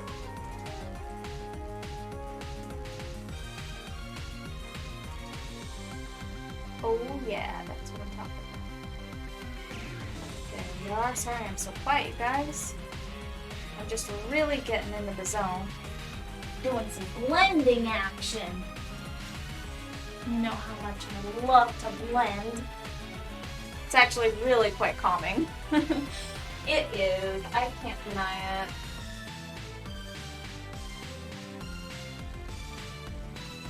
Well, had somebody recently ask about a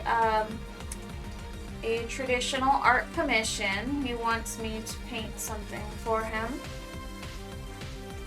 So he was saying I was hoping to pay up front.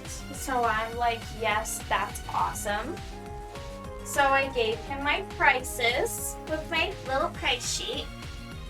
And I haven't heard from him since, and it's been days. So I'm pretty sure the prices scared him away. But what am I gonna do, really? I'm not going to lower my prices for a traditional painting, you know what I mean? That's a commission.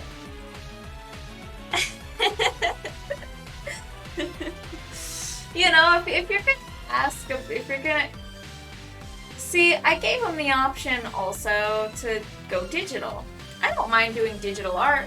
It's a lot more inexpensive. I mean, when you really think about it, of course, a traditional painting is going to be pricey. It's an original painting. It's a commission. Like, he has a tall order, a huge list of things, criteria he wants hit in the painting.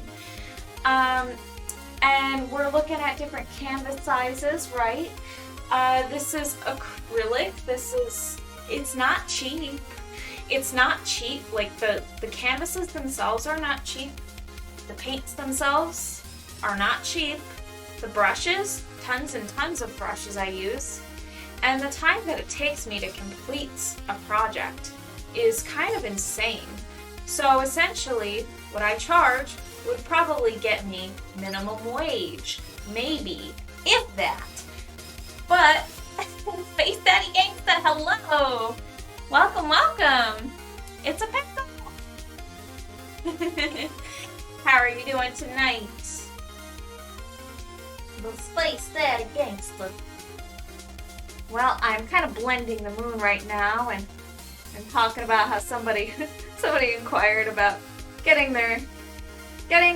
commission done. They inquired about doing a traditional art commission. He insisted. He insisted that he would want to do that. So I mean, we'll see. Maybe he'll get back to me. Maybe he's just kind of maybe he's waiting because he needs to get paid or something. But you know what? I think he has cold feet because the prices are undoubtedly high, and I wouldn't blame him. And it wouldn't offend me if he told me that. But I did explicitly say up front, it would be pretty expensive because it's an original piece, an acrylic painting. Digital art is so much different. I can charge so much less for something like that. I want a commission. I am good. Still super hyped about the Kirby game that's coming out. Oh my gosh, me too. I didn't see the trailer though, which I actually need to go and watch. While Kirby music is actually playing right now, that's so funny. But yes. Yeah, I agree with you. I did see, I saw the pictures that people posted. I haven't seen anything on the direct. Like, I haven't actually watched the direct itself. But I'm so stoked. A new Kirby game. I mean, my gosh. They really knocked it out of the park with Star Allies. 100%. They made that game so amazing. Okay. So, yeah. Okay, so, yeah, it was just so funny. Like I said, I want mine and my buddies' Sea of Thieves Pirates done. Yeah! I remember you mentioning that. I'm a little bit about doing people though, and that's probably my only thing. I'll do Pokemon, I'll do humanoid things, but I don't like I don't like drawing or painting people, which sounds crazy and neurotic. Even if they're stylized, I don't really like people that much. Like, I sound like a total nut job, but I can't get into the subject like I can with something that's super fantasy-ish-esque. Maybe if you guys were all furries or something, I don't know. That's all cool. Have to come up with something else. Yeah, so I let them know the prices and everything like that. If you want, I can show you the spreadsheet, and I can take a little quick 5-minute break and then bring it back and show you my price list that I finally mapped out. But I'll warn you, with the traditional paintings, it's gonna be kind of pricey. Send me everything. Alright, so here's what I'm thinking. I want to probably show it on live stream, but I think I'm going to take a really quick break for now, just so that I can kind of rehydrate a little bit, let the paint that I laid down dry a little bit, and then be right back, pretty refreshed. I got 5 minutes. Pricey is fine. Great art deserves good pay, obviously. You are so sweet. I appreciate you so much, and you are so supportive. Like, really insanely supportive. And I adore you. Okay, so 5-minute break. Real quick, I will be back in 5. I'll see you guys soon.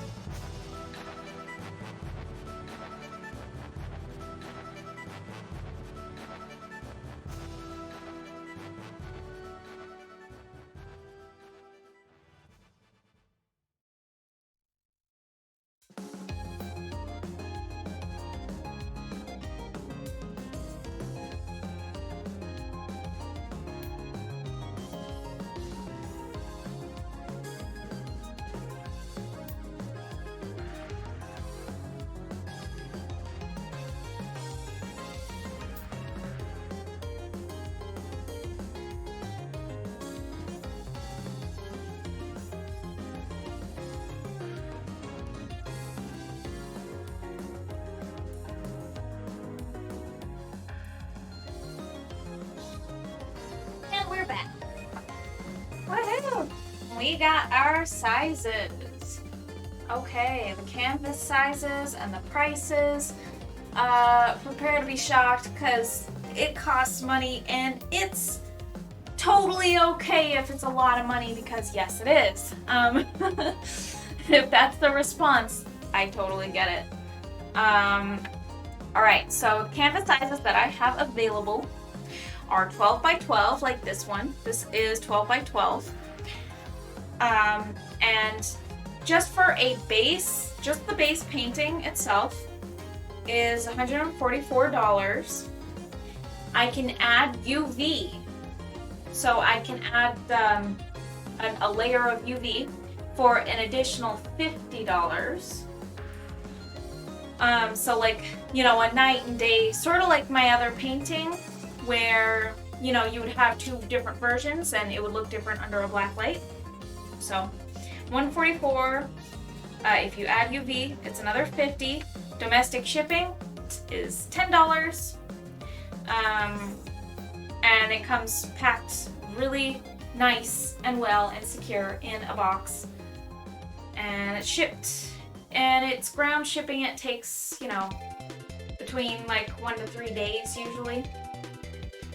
And I also will include NFC scan points. So if you want to add, say, like amiibo, or you want to add maybe something that you can tap your phone onto the painting, and it will take you to a website, I'll add 3 NFC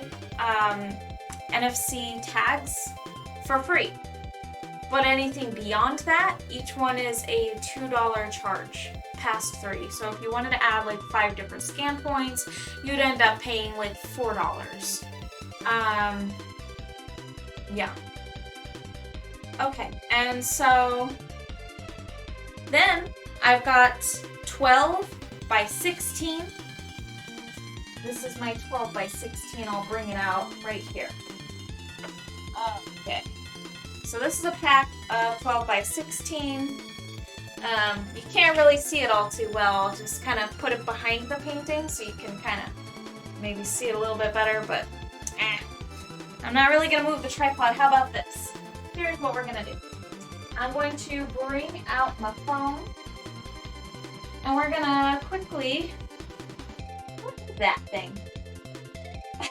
Where is my phone? Yeah, that's silly. What did I do with that thing? Maybe I left it out there. Maybe I did. Alright, well.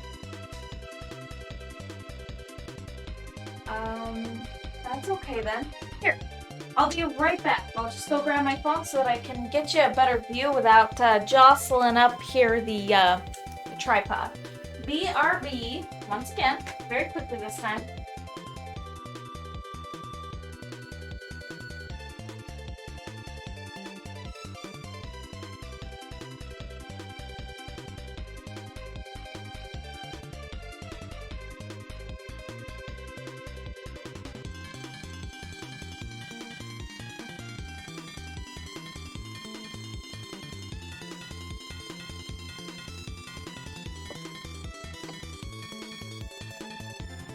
Okay, I'm back.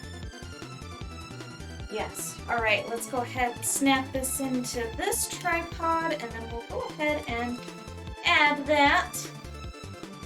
Alright, let's see. So basically, $200 for an insanely good 12 by 12 with UV. That's cheap as frick. I appreciate that. I appreciate you very much. So I try to price my stuff based on pretty standard, what's actually like normal for pretty much somebody who's pretty much starting out. When you are pricing your paintings, typically you're going with like square inch, but you can really factor in a lot of different things. So the smaller canvases, I will charge less. And the larger canvases, I obviously will charge more. There's a lot more coverage and there's a lot more materials going on. And there's a lot more time, like significantly. Like look how far I've gotten in like 4.5 sessions on this 12 by 12 as opposed to the really big paintings, how much quicker this is. It makes a difference, it really does. So yeah, okay, so let me see, IP webcam. We are looking for a webcam. Alright, here we go. We're gonna use the hand cam now. Alright, you're gonna see my setup. Hopefully it connects pretty soon here. Come on, connect. There it goes, okay. Very cool. Okay, so here is my 12 by 16.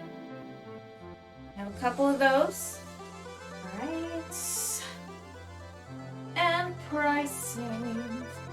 So pricing on the 12 by 16. The base price is $192. UV ad, once again, that's $50. Domestic shipping, once again, that's another $10. NFC, same deal. Everything is $2 charge after 3. The first 3 are free. They come complimentary if you want them, but they're fully optional. I have 10 by 20 canvas size. Now that's a really long canvas. I'm gonna go ahead and show you that one real quick. Just pull it out. Alrighty, here it is. This is a long canvas. It's a very long canvas, and it's the same kind that I used for Guardian of the Sword. Okay, that one is a long canvas, but it's really great for like specific types of scenes. If you have a really specific view or a specific, look in mind, and you think that it might look really great on a long canvas, it's definitely good for some things, I will say that. So 10 by 20. Base price is $200. UV ad is $75. Domestic shipping is another $10. And NFC, once again, just like every other one, the first 3 are free, and anything after that is a $2 charge. Okay, and then the last one that I have here on my list as of right now is 16 by 20, and that's my biggest canvas size. It's not exactly a massive canvas size, but it is the same size as Twilight Dragon, and it's the same size as the one that I had just finished, Glimmering Seabed. So those are all the same size, and that is this big guy right here. Check that out. That's a big canvas. It's pretty hard to see, but there it is. Very large and in charge. Oops, I just hit the tripod. But yeah, it's just gonna take up that whole space right there. I really have to back out to get a good view. But yeah, it's a very, very big canvas. And that is my largest size. Alright, I'm gonna go ahead and put that back really quick, and then I'm gonna go over the pricing details once again. Alright, pricing details. 16 by 20. Base price is $480, so that's significantly more than everything else, but it will be substantially more as you get into the larger projects. $480 base price. UV ad, $100. Domestic shipping is $15. So that's not too terribly bad, right, for the shipping. But that's honestly, it comes with insurance and everything like that, so you don't have to worry about that. Should be able to be fully insured. Alright, and yep, same as ever with the NFC. So those are my prices right now. I might change them, but I'm pretty solid with them actually right now. I'm pretty solid with these. I factored in a lot of details. This is what I came up with, and this is as good as it gets for me right now. Yep. That be the pricing. So yeah, I mean it's cool. I used to have smaller canvases, and I can still get smaller canvases so that I could do something simple like an $80 painting which is like the one that I did of Ludwig and Fuchsia way before. And now, because I have better experience in painting after a year of doing this, I definitely feel like I can put out better quality as well. So that's something to add, I suppose. Yep, alright. It really does, but it's amazing you're able to practice and get quicker doing these streams. Why, thank you. Ooh, that's big. Yeah, it's a big canvas. Trust me, I work with shipping. It's not a bad price at all. Yeah. I mean, I just go through USPS, but I trust them a lot more than the third-party shippers, just because I know people knock them, but I have had better luck with them in my own experience. Do prices include rights to scan and digitally reprint? No, unfortunately. Well, you could reprint for personal use, but not for reselling. That would be an additional license. I do license stuff like that out, but I have to write up a license agreement, and that's an additional charge.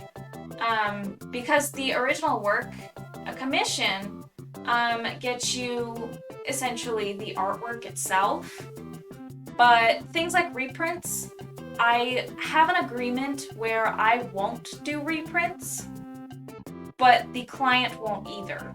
So essentially, I'm not going to make prints of a commission to distribute and sell, but the client also cannot do that unless there is an agreement, which there is a charge for that comes in addition, with some rights. Just put in a document and, you know, both of us sign it basically, and then you're good to use it. Yeah, so that's what I do.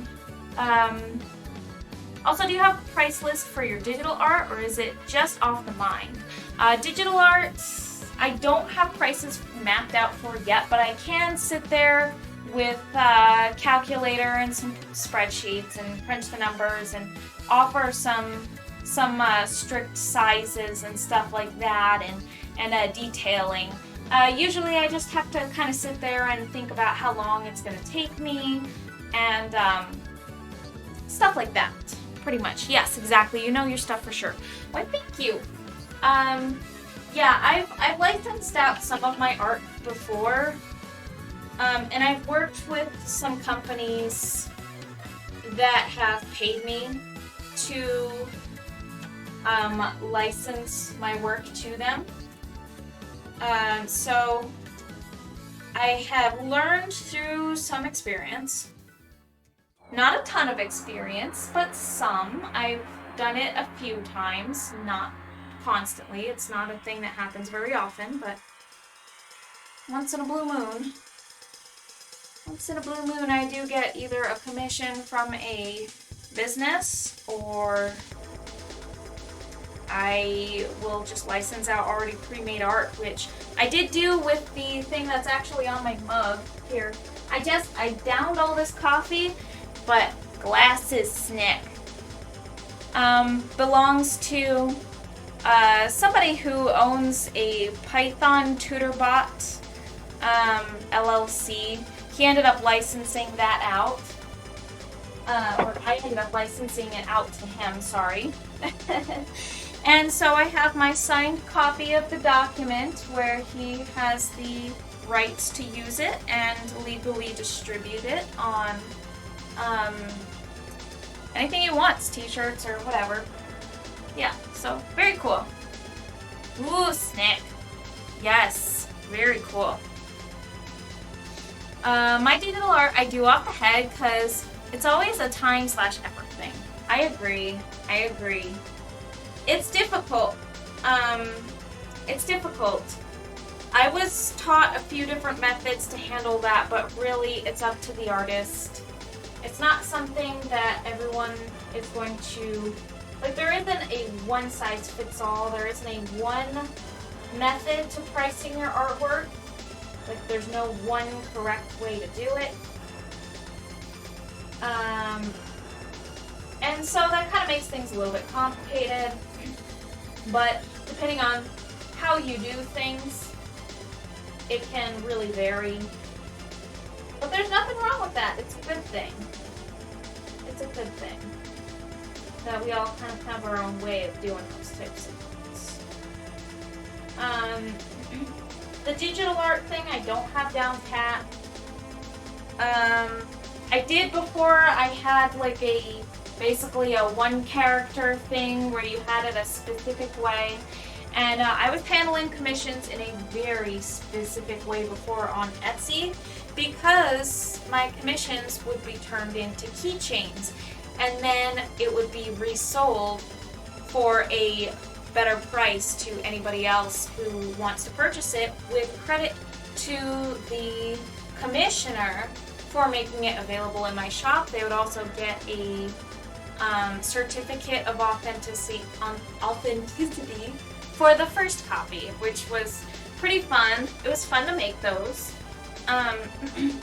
So I'd send them a certificate and sign and date it and everything like that, and make it available on the shop. They were allowed to add a quote or whatever they wanted to, or even just, you know, use that space to kind of advertise themselves and what they do in the listing description. So the person who commissioned was allowed to write their own thing, and people enjoyed that, and I enjoyed it very, very much.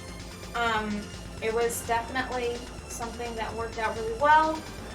That was a very specific type of commission because it was one character. You got to choose a character. You could turn it into an amiibo or something. Really, you could just kind of make it your own thing. And if you wanted to, you also had the option to not have it listed. So if you didn't want it listed in my shop, that was an acceptable thing to say. Like, you were allowed to say, I want a specific keychain, I want this to be a specific commission, and I don't want anyone else to have this. That was perfectly acceptable as well. And everybody wanted it available to other people to have a shot at getting for a better price. And the price I think I ended up charging was, get this, it was $7.77 per. And that's how I did my keychains for just a standalone keychain, unless you did bundles. But I liked it at that price because $7.75 was what I was initially going to charge. But I kind of liked $7.77 better because it felt lucky. And I felt like it would just look nicer. That's what I did. That's how it should be, though. Because you get to know your worth with prices. Yeah, I mean, it's good. It's good to price things the way that feels correct to you, how much time you spend in it, and it can differ from person to person. It's not always going to be the same cookie cutter thing. Now, where is my phone? Because right now I actually want to look at some reference photos of the moon. I've got this nice color mixed up, and I just need to know where I set that gosh darn thing. Somewhere around here. Where is that thing? Dang, how do I lose something this much, man? I am so ridiculous. This is crazy. Where did I put that thing? I am such a nut job. Such a spaz.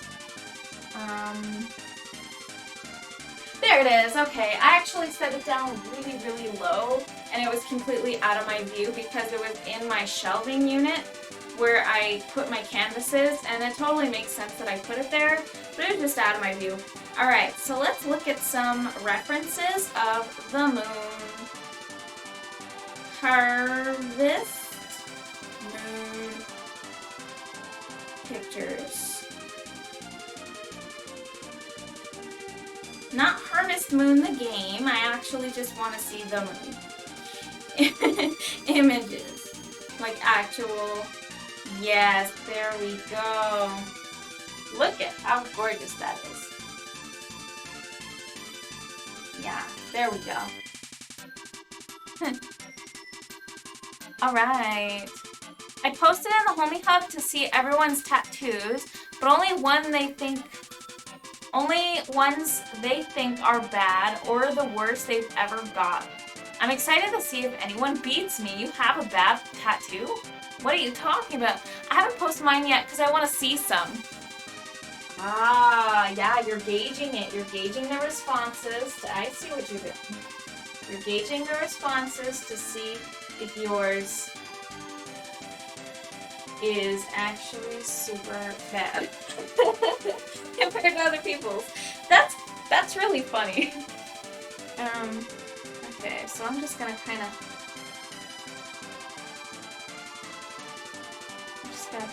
like blot in here.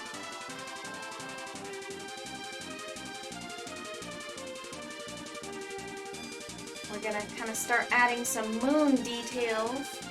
Lunar details. Yeah. That's what I'm talking about.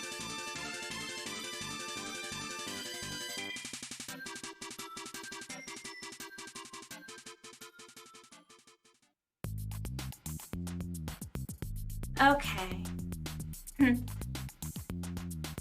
I have really bad tattoos. I have really good ones too, but I have some bad ones. Man, that's crazy. I'm excited to see. I have to go hunt that down because now I want to see what your bad tattoos are. I gotta know. I gotta know what the other bad... I love looking at bad tattoo pictures. It's a little bit of a guilty pleasure of mine. I have 0 tattoos. 0. Because I have never spent the money on tattoos. That is the reason. It's literally, that's the only reason for me not having tattoos. Is spending money is something that I pretty much never do. I like never spend money on myself.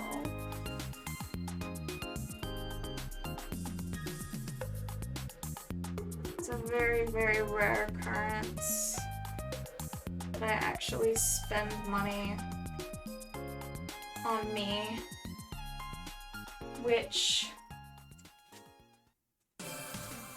I actually have ideas for tattoos that I do want, but I haven't gotten. Oh, I have no shame in them. I could cover them up at any time, but I like seeing what I went through. Oh my god, that's so funny. I have a real bad one. It's literally hard to look at. Ooh. Ooh. Dude. How bad could it be? How bad could a tattoo be that you literally have a really hard time facing the tattoo that you got? That's so bad. I'm so sorry. I'm sorry that that's what you go through every single day. You have to face the terrible tattoo.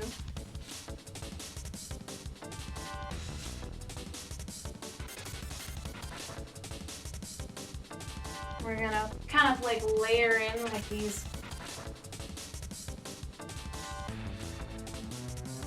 That is too watery. Oh no.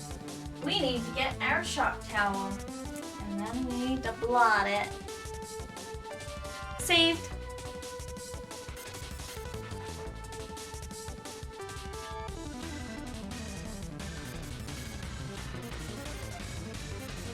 There we go.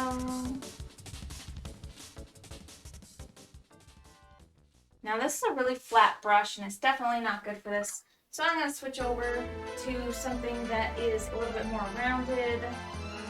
I do have this brush. I think this will do better for me. I do think this will be better. It's quite smaller. It is so much smaller. But I still think it'll probably end up blending better.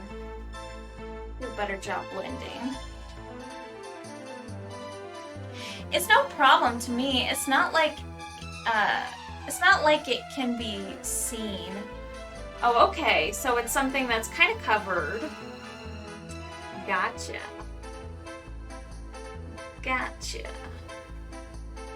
That makes sense. I'm excited. My husband is probably going to be on the live stream tomorrow.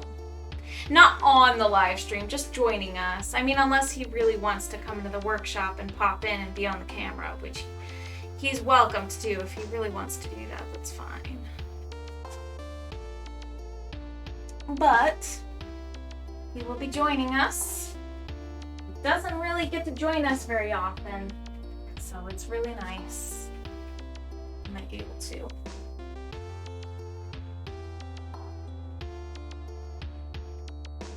Yeah, here we go.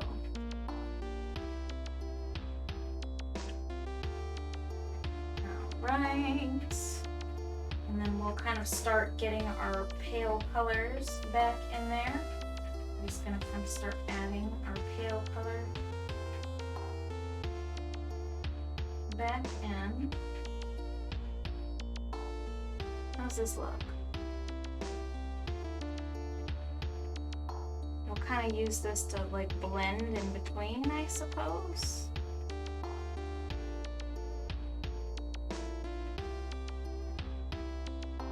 Yeah, I think that'll work. We can blend with that. That'll be fun. Okay.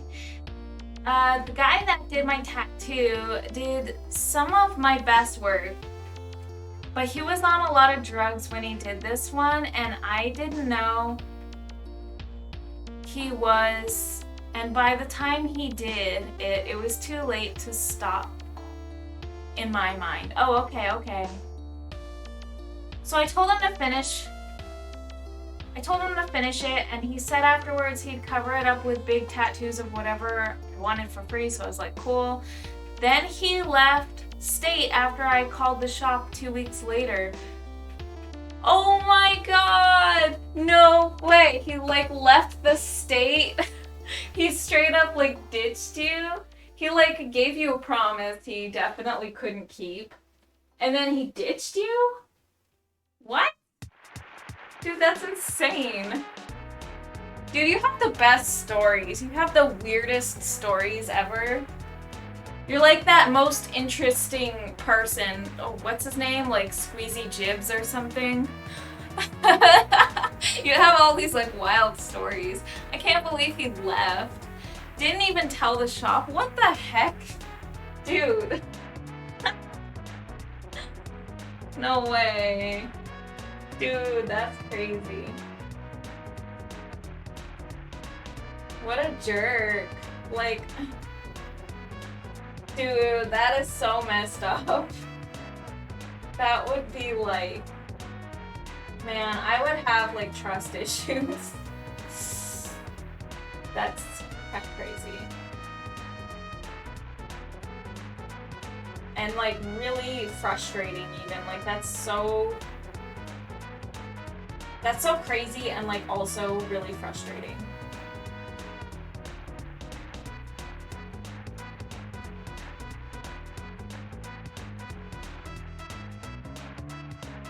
Yeah. Oh man, that sucks. I can't believe he like totally just like did that while he was on drugs and then he just left. Ditched you. Instead of just like straight up telling you, he didn't even have the guts to say it, you know? To just say, oh man, yeah, I totally screwed up and yeah, no refunds. Maybe he thought you were gonna beat him up. Holy crap. That's just insanity. Like I can't deal with people. Holy crap. It's ridiculous. Alright, let's look at this. Okay, so I have some lighter colors that I need to add to this to kind of get it to need like white in here so that I can maybe use a little bit darker color. And just kind of like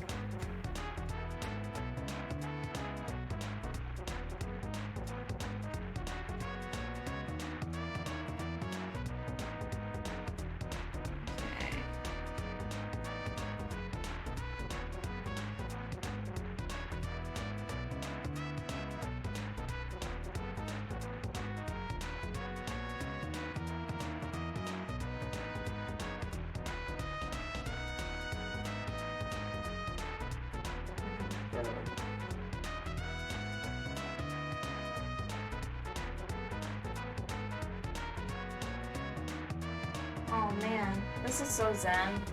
I'm just enjoying painting the moon. It's very nice. It's very nice to paint the moon.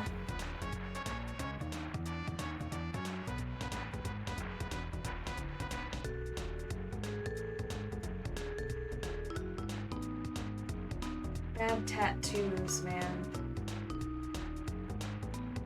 I've got this artist kind of acquaintance friend, and in recent times, he started doing tattoos, which is very cool, and I'm very proud of him.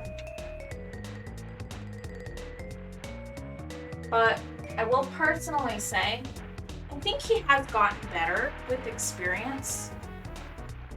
But at the stage that he's in right now, I personally wouldn't get a tattoo from him, if I had to be completely honest, unless it's a very, very simplistic geometric shape. Yeah. And I mean, he does well with his art. He is a full-time artist. He goes to art shows. I look up to this guy. He actually he's good at what he does, you know, he has supporters, he makes money, and I respect that. I just, personally, in the most respectful way possible, in my own personal choice, I wouldn't get a tattoo from him, because it would be something that I would probably regret. I have a sweet rocket tattoo and a bunch of planets and stuff on my arm that are good, but the one I got on my other arm was just so bad and not what I expected at all.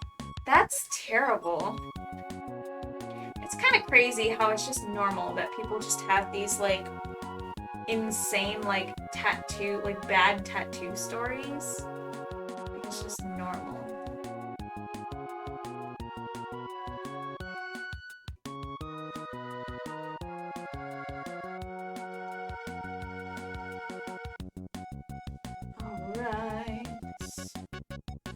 Just kind of using a little bit of a reference photo, but I'm doing it kind of loosely, cause yeah, I mean, I don't really fully know what I'm doing. I really love space, and I love the moon, but I've never painted the moon, and I don't know what I'm doing. So please forgive me if it ain't right. I was thinking about doing some kind of alien planet moon, but you know, I feel like this will just be easier to read. It'll be easier for us to comprehend what it looks like as the moon. If I just make it look like the moon, I feel like it'll just be better.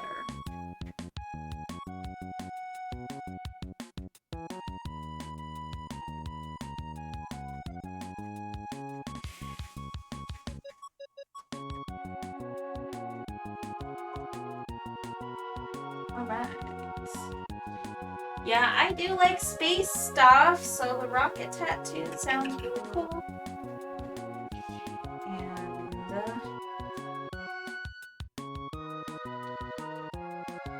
And a bunch of planets, that sounds really cool too. I am a fan of the space stuff. Total fan. I like the space. Alrighty. Okie dokes. So, my shop. should be reopening pretty soon. I'm planning for it. I'm planning for it to reopen on October 1st. That's the plan. That's the plan. So I should be able to list some things and maybe spend some nights, you know, working on that kind of stuff over the next week or so that I can feel ready and prepared. And if I'm not prepared, too bad. I'm still reopening. Yeah. I'll be prepared enough. I'm just doing that to, you know, light a fire under my butt so that I can get things rolling and moving the way that I want them to.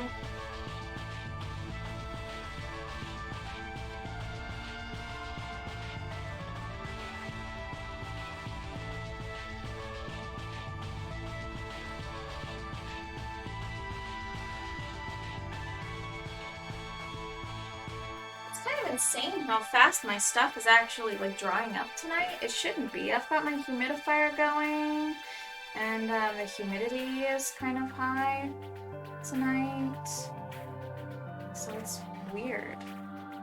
It's very strange to me.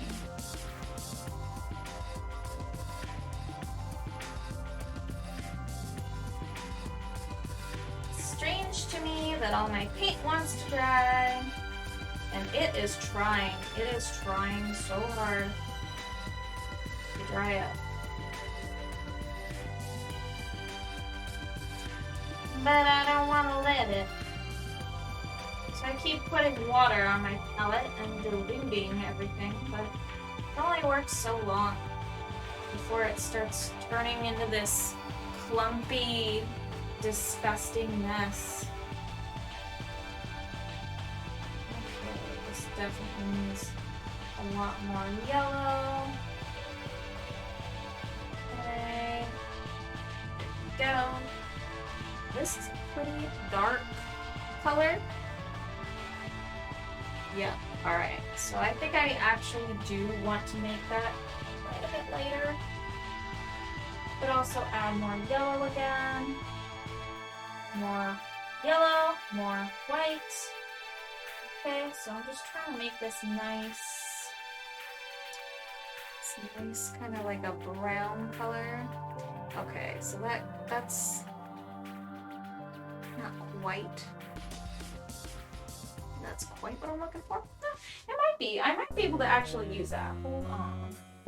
No, it definitely needs more red and yellow. Red and yellow both. Red. And the yellow, for sure. Alright. Tattoo art, though. I have this song. Oh, this one's Joe's theme from Pokemon Battle Revolution. You know Joe. He's the cool guy who's dressed up in the tuxedo and everything.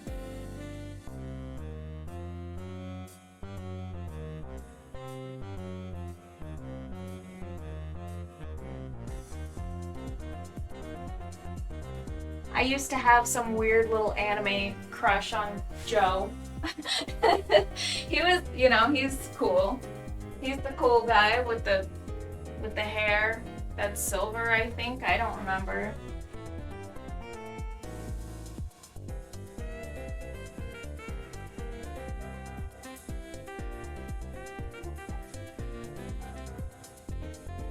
Yeah.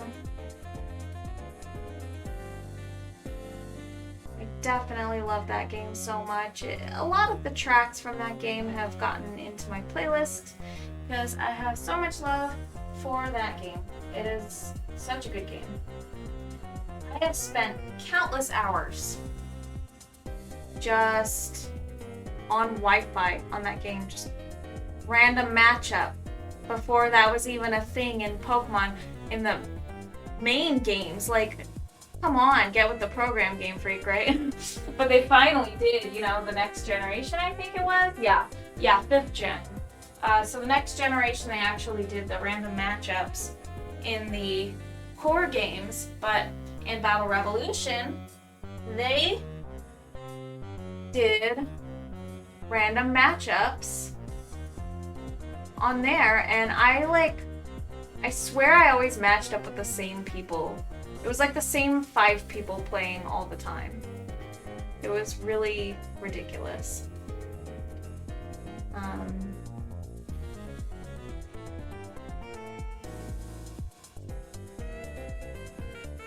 It was ridiculous. But boy, I really had a good time.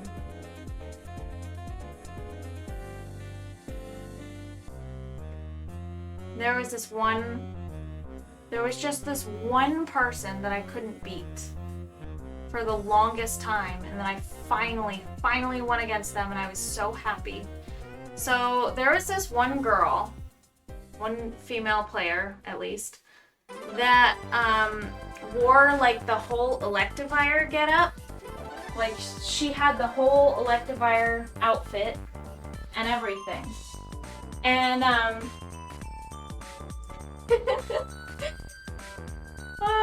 and she had a shiny Electivire. And so I was jealous. Yes, it's your jam, dude. My playlist knew you were here. And it just said, yep, now's the time. That's awesome. The timing is just fantastic. I swear, this track comes on usually when you're here. So that's pretty cool.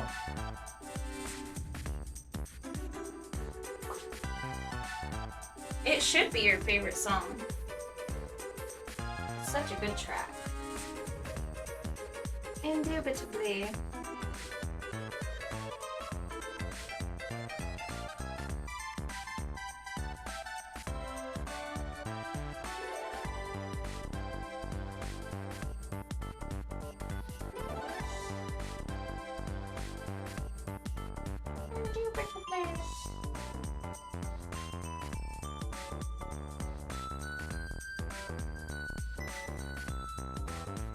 I have to be quiet for your favorite track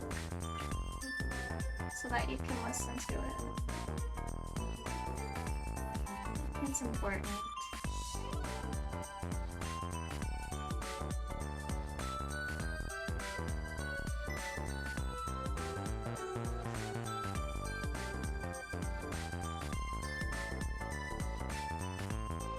Just gradient that out a bit. Go. Very nice. Let me guess, Bomberman. It's gotta be a Bomberman. It has to be a little Bomberman. Please tell me I'm right.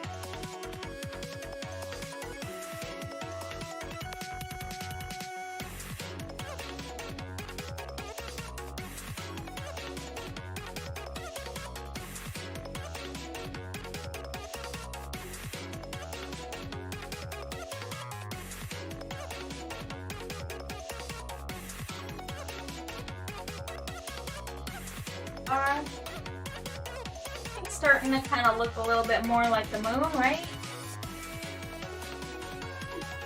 Still got a ways to go. A lot of blending. A lot of blending. I want a little one, or I want one of little enemy dudes from the first stage in Bomberman 64. I gotta find a picture. Those things that look like little Octoroks, almost. I forget what they are. I don't even remember. I don't even know if I ever knew the name of those things, to be completely real with you. but that's a great idea. Just a nice little like reminder, or like just a nice little hint. A hint to Bomberman. That's a cool idea. I like that.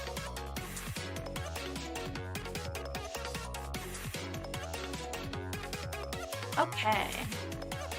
Like the little green things that walk on the ground, they're green? I can't even remember the color of them. Holy crap. Let's pull it up.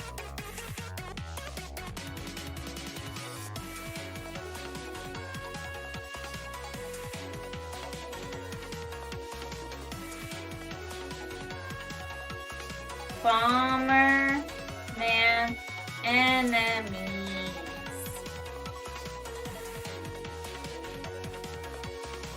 Ballon.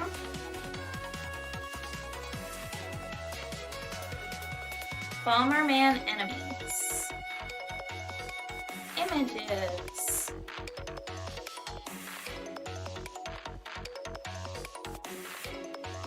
Yeah, man, I couldn't even remember what the enemies looked like, to be completely honest with you. Oh, hey. Oh, hey. Like a little totem pole thing? Oh. Cool. Okay.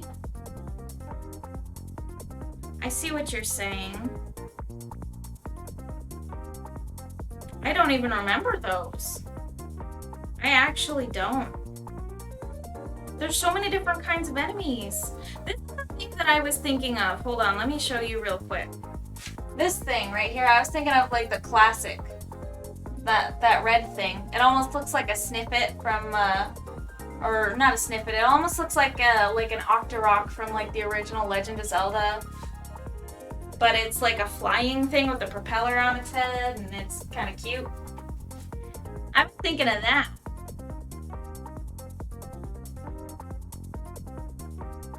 Wow, in the official artwork, it makes me totally change my perception of what that thing is. Okay, I thought that this thing, that was like its mouth, almost like a birdo mouth. It isn't. Look at this. I don't know how well you can see that, but that's like a little dog face. That's a nose. That's a little black nose. Like a dog. And now I can't unsee it. All this time, I actually legitimately thought that it was like an open mouth thing. I didn't know that it was a dog face. That's so funny. All of these years of my life, I actually thought that was, wow, I'm blown away. I feel so dumb though. Like, my perception. See, I thought it was like almost like an open birdo mouth, like an open gaping style, like a snippet or something like that. It was not exactly what I was expecting. Holy crap. That's too funny. Yeah, wow. The more you know, right? Just always learning every day.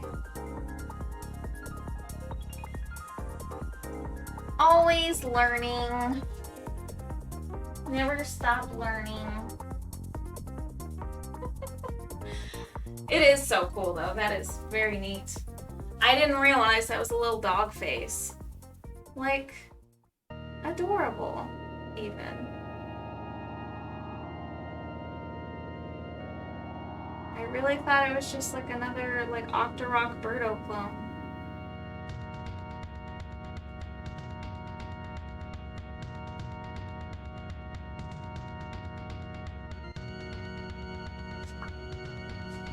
Oh man, hearing this track makes me want to play some Panel de Pon. I really get in the mood for that game. I love that game. I have like 7 minutes on the clock left. Anybody we should raid after this?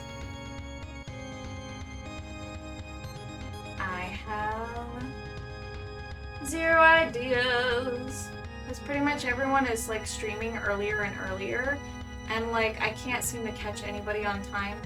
I mean, I can check, but my peeps never online anymore at this time. I'm all alone.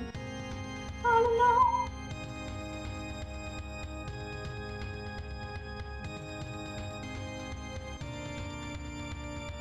This track slaps? Yes, I agree. This one is from Panel to Pawn, or Tetris Attack, depending on which one you like to play. And it is, depending on which version you play. If you play Panel to Pawn, this is Cordelia's theme, so she's the final boss. So while you fight her, this is what you hear. If you're fighting, or if you're playing Panel to Pawn, this is Bowser's theme when you encounter him before the fight. So there's a different, they use this track for different scenarios in the different games. And you hear this when you encounter him and he's gigantic from Kamek's spell, which makes him massive, and then you fight him and you beat him. But in the overworld where Yoshi is looking at him, that's when you hear this music. I don't know anyone on at this moment. Same. Well, probably same. You know, to be honest with you, I haven't checked yet. I'm just guessing because of the recent times. It's pretty much been the scenario. So I'll go ahead and give it a look. I'll give it a look-see. Let's go ahead and see what we got. Hey, we actually have exactly pretty much 5 minutes. Who wants to see the time lapse of Glimmering Seabed before we take off? I've got the 5 minute. Well, maybe I'll save that for next time as the break screen or something. I feel like that would probably be better. Let's go ahead and pull up Twitch. TWIT.